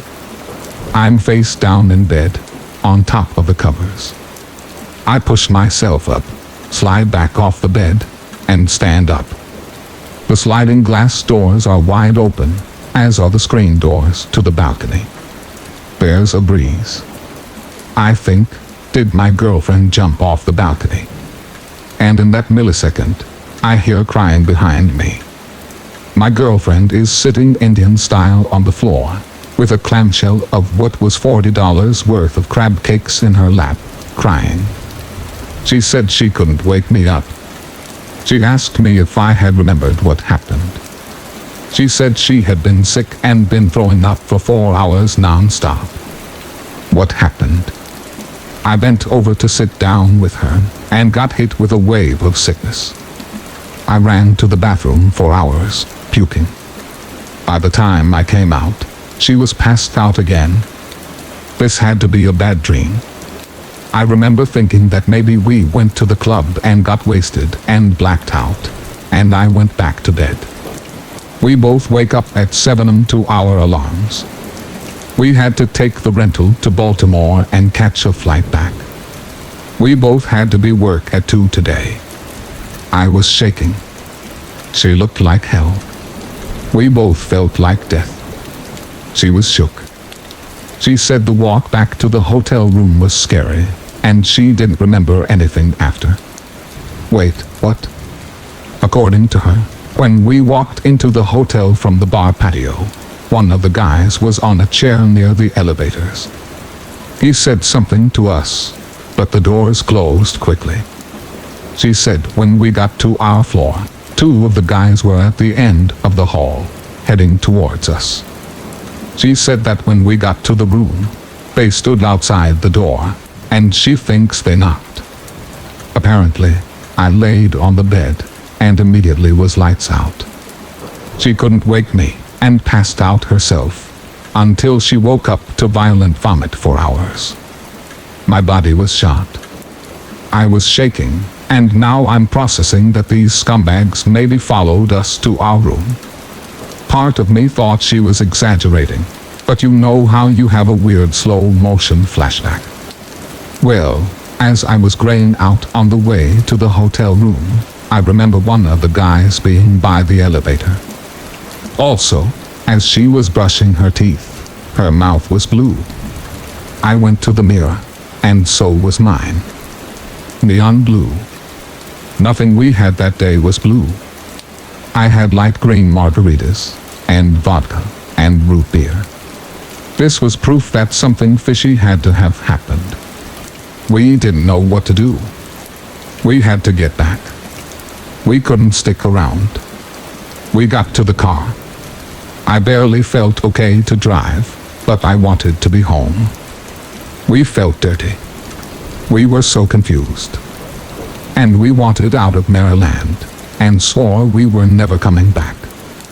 We missed our flight, explained the situation to the desk, and somehow got put on another flight back home. We sat in the airport for hours, dying. The flight was painful, too. We made it to work a few hours late that day. Nobody believed our story, and thought we made it up just because we're being late. And we kind of never brought it up again. I googled to see if similar situations happened, and found nothing. We googled blue tongue, and saw it's a side effect of a drug. I'll be honest, I felt lucky we made it out of there. I don't know if we were a target of a room invasion, or a robbery, or if they wanted to attack or kidnap my girl. It could have turned out ugly in a lot of different ways. What if my girlfriend didn't take a huge swig? What if I drank the whole thing by myself? How close did I come to an OD, or death, depending on the drug, and its interactions with alcohol? I swear the bartender was in on it. I did call the hotel and asked if there was any issues with the people being drugged or room robberies. And they said no, they have 0 incidents. And I think I'll let it go. I emailed the hotel from a throwaway email I created and told them to watch the hotel roof bar and the bartender, and never got a reply. I realize this is a long story, but that's my story. And I think about it anytime someone brings up Maryland. Story 30. This is hands down the only time in my life my gut reacted this strongly to a stranger, so I thought it was worth a share. One extremely rare day, where there was no work, no class, and nice weather, when I was 19, I decided to go thrifting. So I drove a few towns over to a store in a rural area, where I'd always had decent luck. I decided to do a gallery wall in my bedroom, and needed some cheap frames. I'm on the phone with my mom as I wander through the store. As I approach the frame aisle, I notice a 30-40-ish man standing alone. Not in an aisle, or looking at anything, just intensely staring at me with a large, almost comical grin on his face. In the back of my mind, I recall how long I'd been in the store. Maybe 5 or 10 minutes. And wonder if he'd been staring at me the whole time, or did I just notice? This prospect made me feel weird. Not wanting to take any chances, and believing back then I could dispel any potential weirdness with confrontation. I looked him in the face and said, "How's it going?" In a tone that I hoped implied, "I'm not interested in any sort of weird stuff today." He says nothing, almost like it didn't register with him. He keeps staring as I walked past, still with a huge, bizarre grin. I round up an armful of frames and begin laying them out on the floor. It's early afternoon on a weekday, and there are very few people in the store that I would be inconveniencing by spreading out. Sitting on the floor, still on the phone with my mom, I notice a shadow over my work, and it dawns on me that the man not only hasn't moved on to keep shopping, he is standing over me, not saying a word. My mom picks this moment to want to hang up with me. I try to stall her, but she's at work, so I let her go.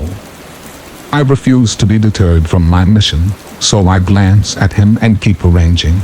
But at this point the warning bells were reaching atomic levels in my brain, and I'm getting jittery. I've never had this reaction before to a stranger acting strange, so something was wrong. Still grinning and staring, he finally says, "You're pretty." "Thanks," I reply. "Where do you go to school?" I'm so nervous at this point I'm actually blurt out the truth. There are 14,000 students at my university, I think to myself. He doesn't know who I am. He would never find me if worse comes to worse. He doesn't say another word and continues to stare, still grinning. My warning bells are becoming so loud I can't focus, so I gather whatever I had on the floor and stand up to leave, pretending to answer my phone. 19-year-old me wouldn't have dreamed of abandoning a conversation without a polite exit, even with a weirdo. And I stand up, turned, and left this guy. I make my way to the checkout and pray he wouldn't follow me to wait in line. He doesn't. He leaves. Thank God. I thought, why are some people so oblivious to social awkwardness? More so, why was I so freaked out by this guy? It's not like he was the first creeper to ever creep. I stand in the longish line, inspecting my purchases, a little impressed that despite my distress, the haphazard grab I'd made yielded some decent finds. It's important to know at this point there is a main entrance at the front of the building and a side door opposite to the corner as the front door. The parking area is an L shape surrounding the exits. My car is parked smack dab in the corner between the two exits. From any point in the store, you cannot see my car. I let my gaze drift over to the side exit where I see the man walking through the parking lot. There he goes. Weird. As he walks, he is staring at me through the door. A minute later, I see him pass by the front entrance, which makes no sense because there is no exit to the road from that direction. You can't even get to the sidewalk from there. Maybe his car is parked over that way. He is still staring at me. Another minute passes, and he's revised course to meander back past the front entrance, then past the side entrance again, the whole time still making eye contact with me as I'm waiting inside the store. It dawns on me that he is covering the exits and possibly my car, but how would he know it's my car? Because you told him which school you go to and your bright yellow school parking pass is hanging on your dashboard playing his day, you idiot. Being a cocky 19-year-old means you don't often realize you should be worried about some things, and yet I am petrified when I realize this. I did something I'd never done until then and haven't had to do since. Red-faced and flustered, I told the cashier because I didn't know what to do. She immediately offers a male employee to walk me to my car, and before me appears a high school friend who I forgot worked there. He grabs my bags and walks me to my car, where the man is standing by my driver's side door. My friend loads my things into the back seat, actually having to motion to this guy to get out of the way, and we make a few words of small talk while the guy stands awkwardly in our conversation, trying to appear casual and unsure now how to proceed with whatever he was trying to do. He never says a single freaking word. My friend closes the door behind me, gives the man a pointed enough look that he starts to wander away, and I speed towards the road. In my rear view, I see the man walking out of the parking lot towards the road. He hadn't even arrived in a car or with anybody. He wasn't waiting for anyone but me. When I left, his business was finished, or maybe even thwarted. I couldn't stop wondering if his plan was just continued. Awkward small talk until I could extricate myself, or if he wanted to leave in my car, possibly by force. Story 31. I've recently begun helping my mom sell my childhood home, and it sparked the memory of possibly the scariest thing that's ever happened to me. My friends and I were 15. I grew up in a subdivision about 20 minutes away from any towns. It was a very safe neighborhood, streetlights on the corners, lots of kids. Lots of my classmates lived there as well, and there was never any fear with us walking to each other's houses or staying out after dark. My subdivision was about 3 miles long, and I lived at the very end of it.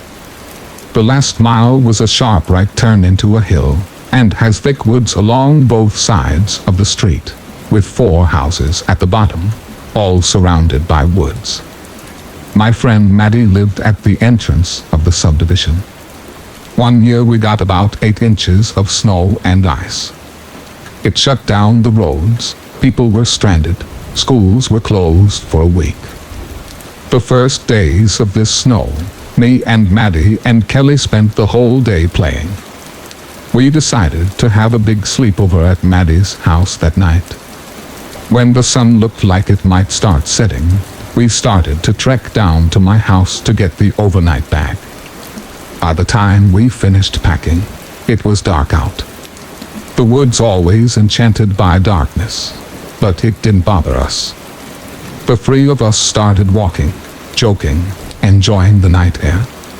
As we cleared the top of the hill, we saw something that made us stop in our tracks. A hooded figure standing on the corner, illuminated only by the streetlight.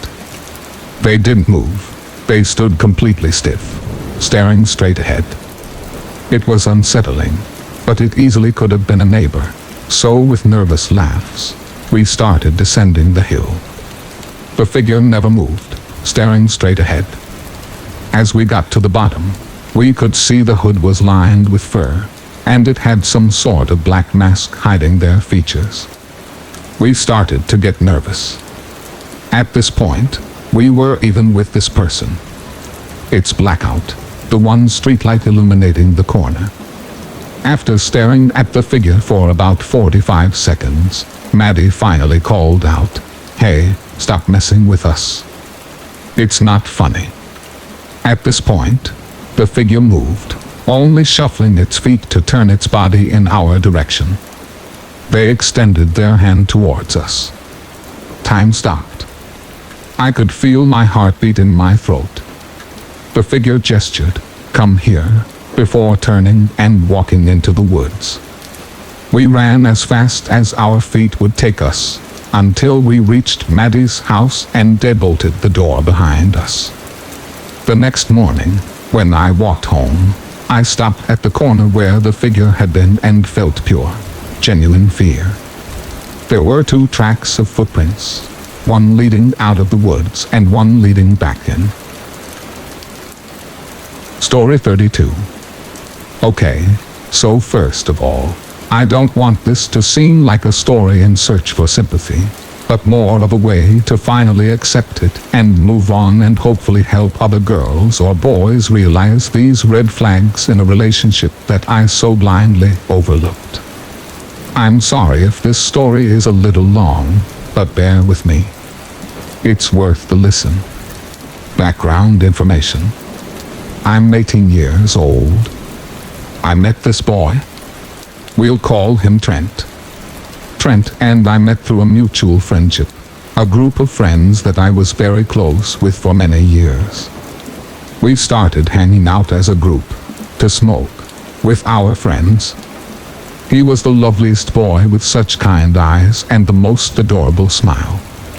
I was infatuated. Trent had a past before I knew him. Troubles with past girlfriends and a bit known for a bad temper. But I ignored the warning signs from multiple people and even an ex of his, assuming the classic lie, "He'll never hurt me though." We started dating late March last year, 21 to be exact. He asked me out on a night when we had taken a lot of Xanax for fun with his friends and was expressing to me and his friends within 2 months of knowing him how he was completely head over heels for me. And that made me fall deeper and deeper. Everything was so exciting and new, and he gave me butterflies. Side note to this, I had been diagnosed with severe anxiety disorder and bipolar II disorder, which just adds to the fun of my life. All was good until about 4 months of being together. I was at home one night, planning to push through it and go out for some drinks with him and some friends. But it changed my mind as I physically could not leave my bed. That night he disappeared. His phone was off for hours and worried me sick. In the morning I wake up to a message saying his phone had gotten broken when he got pushed into a pool and had to leave it to sit and rise overnight. He came over to my house that day and took care of me while I was sick. 2 months go by and I found out 3 days before my birthday that on that exact night he had cheated on me after he enticed his ex-girlfriend to go over to his house, saying that he was going to take his own life because we had a fight and I wouldn't speak to him anymore. They had sex that night, and when I found out it broke me. My heart ached and raced. It pounded in my chest, and I left his house in tears with him chasing me up the street. I hid in a driveway and turned off my tracking location that he set up on my phone and caught the first bus that I saw after hiding and watching him pace around the streets, shirtless and shoeless while searching for me. An hour later I decided to answer his call. Call number 23 or so, and tell him to leave me alone. It was then that he screamed and cried and begged that I didn't give in, and so ended the call. 2 minutes later he called me saying he needed to go to the hospital as he shattered his hand while punching a hole in a glass mirror behind his door. After a few weeks of my heart longing for him and him begging for me, I felt like he must have really loved me to do all of this. The stupidest mistake I've ever made. His behavior continued throughout our 6-month relationship. If I didn't answer a phone call, I would receive 10 within 5 minutes and 10 messages of how I was a dog. Even if I had just left my phone in a room for 20 minutes while I had dinner, he demanded to see me all the time and begged to be by my side every minute.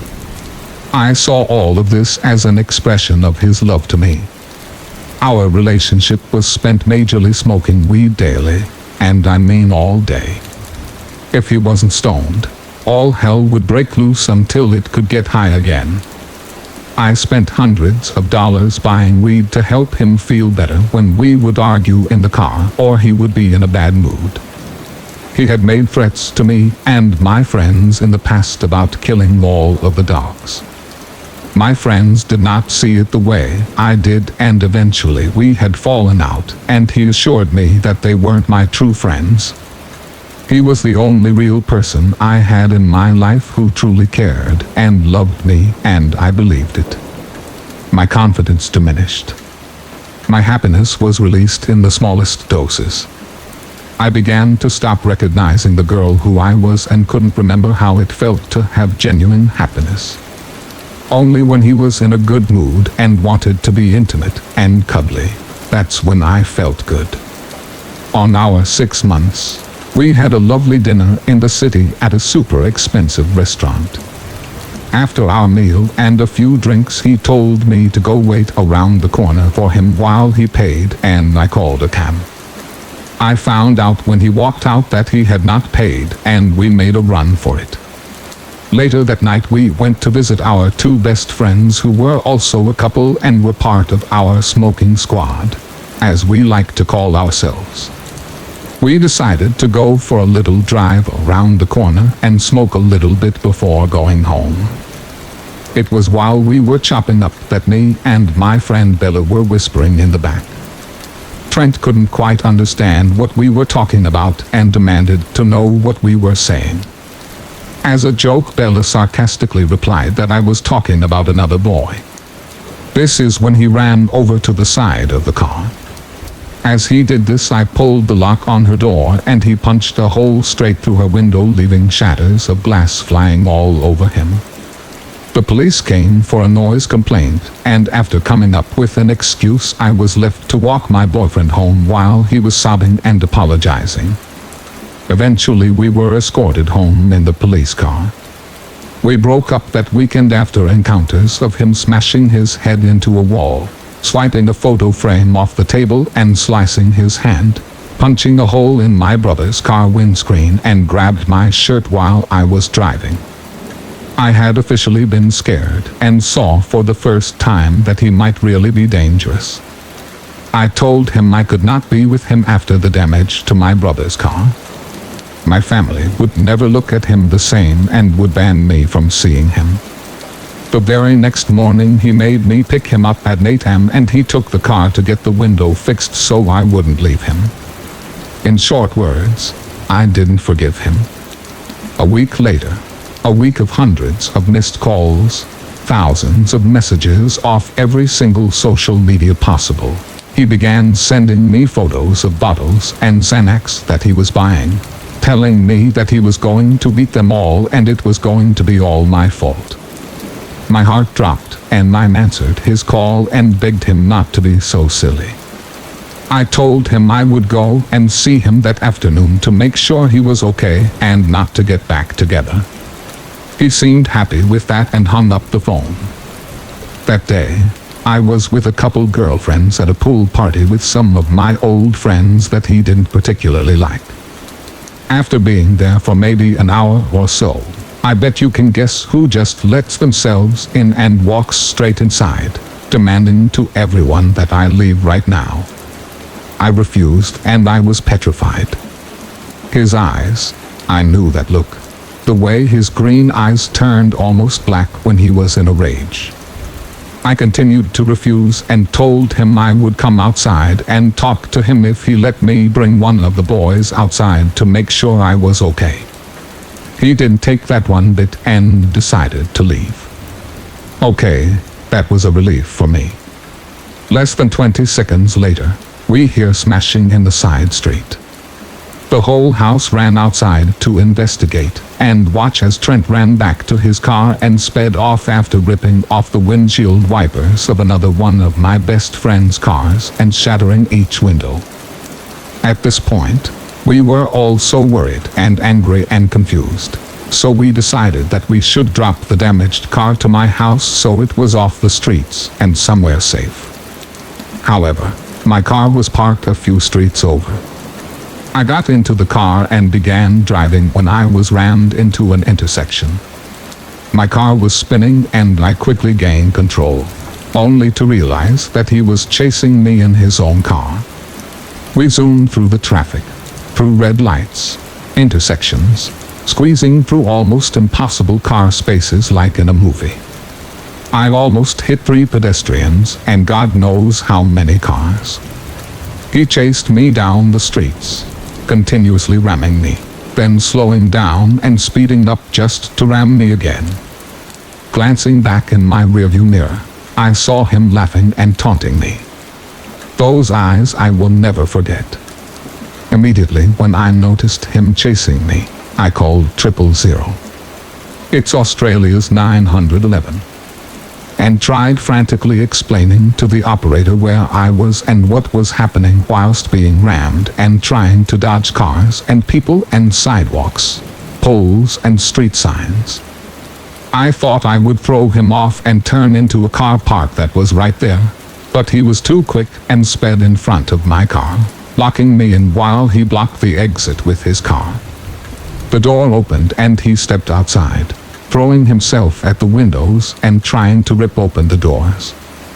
I screamed into the phone and begged for help, but they just could not seem to find me.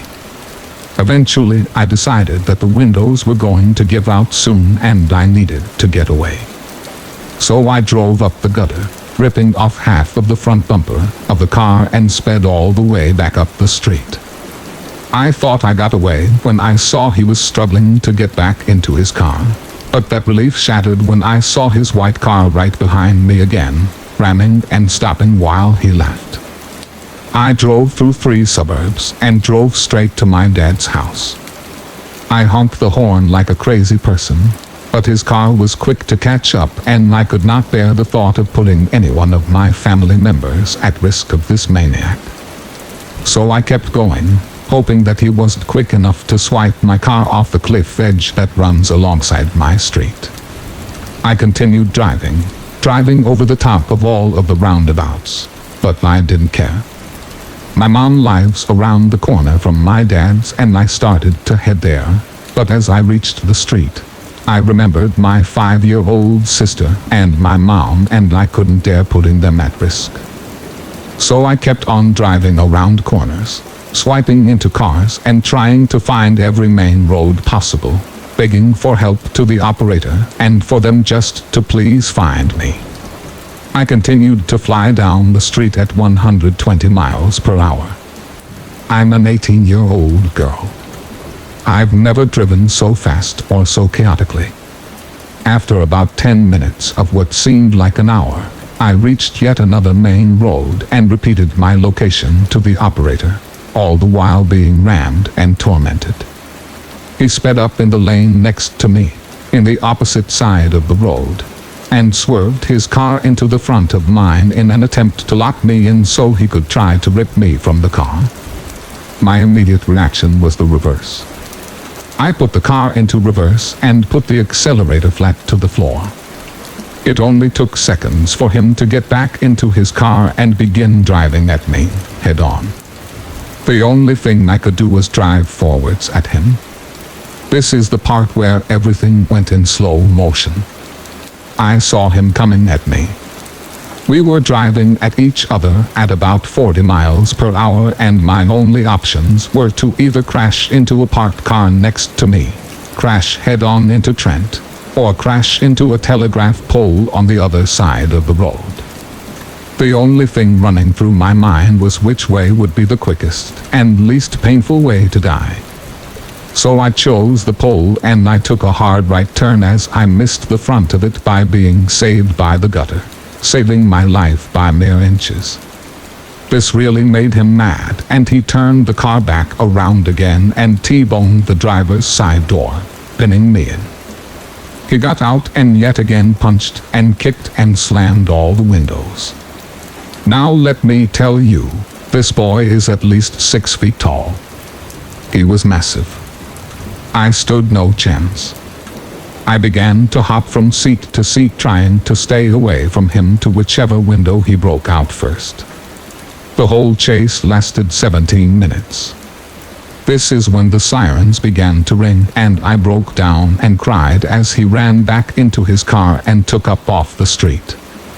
He jumped 5 fences before they managed to tackle him. He spent a weekend in a holding cell and was released on bail. My heart ached. My head spun. My mental illness had reached an all-time low, and without him I was ready to die. The situation made me want to die, but for some strange reason I still loved him. It made me sick, but I still did. He was handed a restraining order, but that didn't stop him. The day of his release he began apologizing, begging, crying, saying he had no memory of what he was doing and he was so sorry that he would never do it again. This is the part where you're all going to hate me. I wanted to take him back. I told him I still loved him and I still spoke to him daily. He told me he wouldn't have done those things if I didn't make him so angry, and I apologized sincerely, but the jealousy and protectiveness continued. More threats. Shouldn't have called the cops and just let me kill you. I'm going to kill everyone close to you. I hope you die tomorrow. I'll laugh. The list goes on, and it took me 2 months to wake up and realize what I was doing. After he had bashed a boy that I had kissed and started doing drive-bys at places that I would hang out, just staring at me. The saddest part is when I asked him what would have happened if he had broken the windows and gotten into my car, he replied with, "I honestly don't know." So girls and boys, if you ever feel mistreated, speak up. If you notice red flags, don't ignore them. A leopard never changes his spots, and if I had stayed with him I wouldn't be here today to tell you the horror story that was my first relationship. Story 33. So about 10 years ago I was in college and decided at the urging of some of my friends to do an open invite D&D session at my apartment. It was really close to the college itself but not on campus, and it wasn't part of the dorms in any way. It was above a restaurant, so it was pretty clear that my apartment had nothing to do with the student housing. This is important for later. So the night comes and the stage is set. All in all, everyone seems nice and things are going well enough except for one guy. There always has to be that one guy, so I try to let it slide. He's being really pushy and going on and on about his character's background and this and that when we have not even got to him yet and are just trying to set up the story and play the game. Then, because he has some grudge against another guy there, he starts passing me notes and trying to get me to randomly help him kill this guy's character for no reason. First of all, that would have made no sense in the setting of the game. Secondly, that would accomplish literally nothing for those who don't play D&D. It's not like if your character dies in a random one-off game, you have to just trash it and never bring it out again. Thirdly, this guy was just all up in my personal space, whispering in my ear and passing me notes and telling me how to play like he was in control of the game or me in any way. It was really uncomfortable and weird. I didn't want to make a scene since I didn't know how everyone who showed up knew one another, and decided to just ignore him and try to have a good time despite the fact that he would not get out of my personal space. When it became clear that I was not going to listen to him and help him kill that other guy's character, he had a meltdown.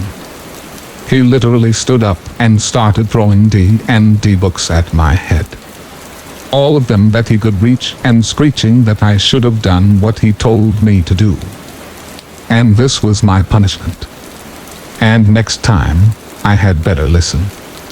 I opened the door and told him to get out. He told me I couldn't kick him out because somebody else had invited him. I told him that I didn't care who invited him. This was my apartment that I paid rent for. And I had every right to kick him out. And he was lucky I wasn't calling the cops. The rest of the table backed me up and pretty much ended up having to shove him out of the door and down the stairs to get him to leave. The dude could not grasp the fact that no means no, and his actions had consequences. I'm 100% sure that no one ever made him have to follow through with any sort of punishment before, by the baffled look on his face as I closed and locked the door behind him and went back upstairs. So I get back upstairs, and people start apologizing to me and telling me he is like that all the time and they didn't actually invite him. He just shows up wherever they go, and they can't get him to leave them alone. And every time they try, he throws a tantrum. We get back to the game and things are going pretty well for about 20 minutes until I hear my doorbell ring. So I go downstairs, and it's the tantrum guy with some other guy that I've never met before. The tantrum guy is standing behind this new guy with his chest puffed out and this whole look about him like, "You're in trouble now." So I open the door and ask if they are here to apologize for the tantrum guy assaulting me earlier. And the new guy immediately turns around to look at the tantrum guy, and it's clear he did not get the whole story. I tell the new guy what actually happened, and he tells me that he is an RA with the school and I have to let the guy back into my apartment if I'm holding a school function.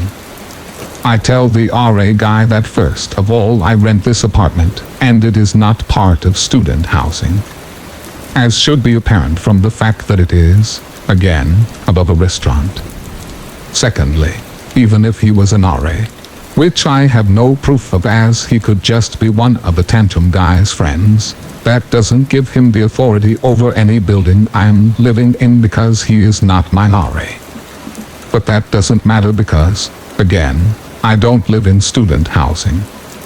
I live in an apartment above a restaurant. Finally, that this is not a school event. It is a private gathering which he would know if he was a real RA, and not some guy that the tantrum guy snagged to come back here to try and do I don't even know what at this point. This RA guy keeps insisting that I have to let him into my apartment, and that if I am a student then wherever Arabic letter 670 I live is student housing, and that he needs to come in to inspect the place.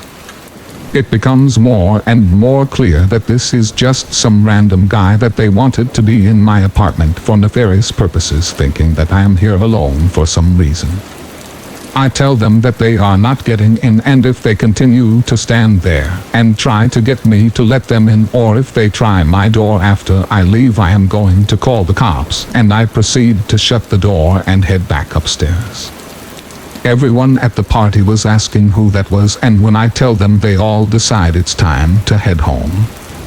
I tell them that they really don't have to, but they tell me it's getting late, and this whole thing is starting to weird them out and escalate in weird ways that I can't really blame them for. When I go downstairs and open the door for the tantrum guy, when I go downstairs and open the door for them, tantrum guy and the RA guy are across the street and seem amazed for some reason that these people were still in my apartment and were now leaving. I never had any more trouble with them, but I also never had another D&D night. It just didn't seem worth it. I still play, but just with groups that I know, and I never saw those two guys again. Story 34. So this happened about a year ago. I like to dog sit for my co-workers in the hospital for extra cash. One of the nurses wanted me to dog sit for her while her and her family went out of town. I had done this so many times, so I had no problem dog sitting alone. She lived in a very nice area of town, so bad things weren't likely to happen, or at least that's what I thought. She told me that her husband was a police officer for the city they lived in, but his guns would be locked away. She also went on to tell me that they have a security system that will record anything by all the doors. She gave me the lock information if it was needed, but I insisted that I should be fine. Now fast forward to me dog sitting. The first couple nights were fairly normal. It was a big house, so it was a little bit creepy, but nothing I haven't dealt with before. One night me and the boyfriend of the time were watching TV in the living room. The blinds were all open to the backyard.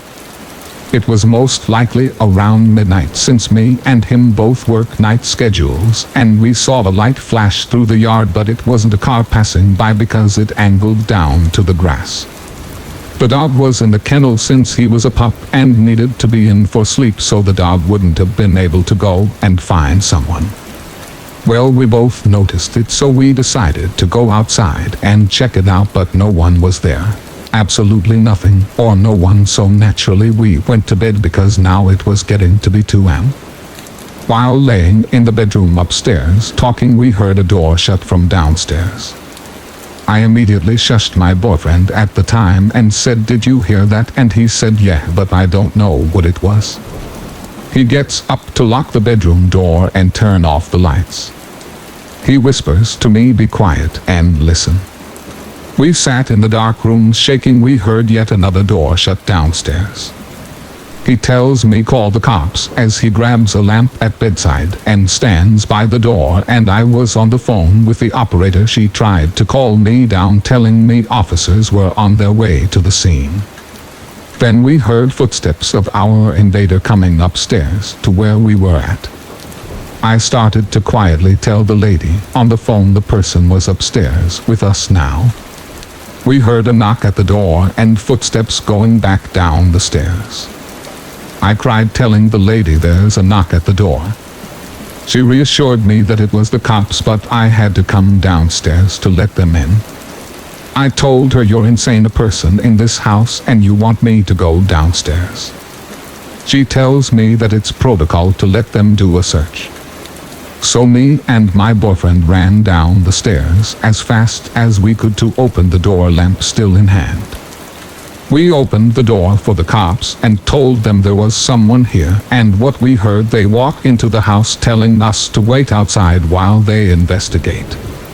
One officer goes straight outside to the back as he yells out into the dark, "If anyone is out there, make yourself known." Me and my boyfriend heard rustling through the bushes near us. The officers didn't find anyone in the home, but we know that there was. We know what we heard. Fast forward a couple months later, we were watching the movie about an invasion. I believe it was Open House on Netflix, and we got to talking about our experiences together. Come to find out that the same day of the invasion, I believe I met the intruder. I remember it was outside around morning time, getting ready to go into my car, when a young man walking by asked me if the car in their driveway was for sale. I'm not sure. I'm dog sitting for them, but they should be back in a few days. He thanked me kindly for texting me and walked off. I had no idea at the time what I had done, but I know that the man walking by was our invader. I still am afraid to dog sit again. Thank you for listening, and I wish you good health. Don't forget to subscribe to the channel to support us. Thank you very much.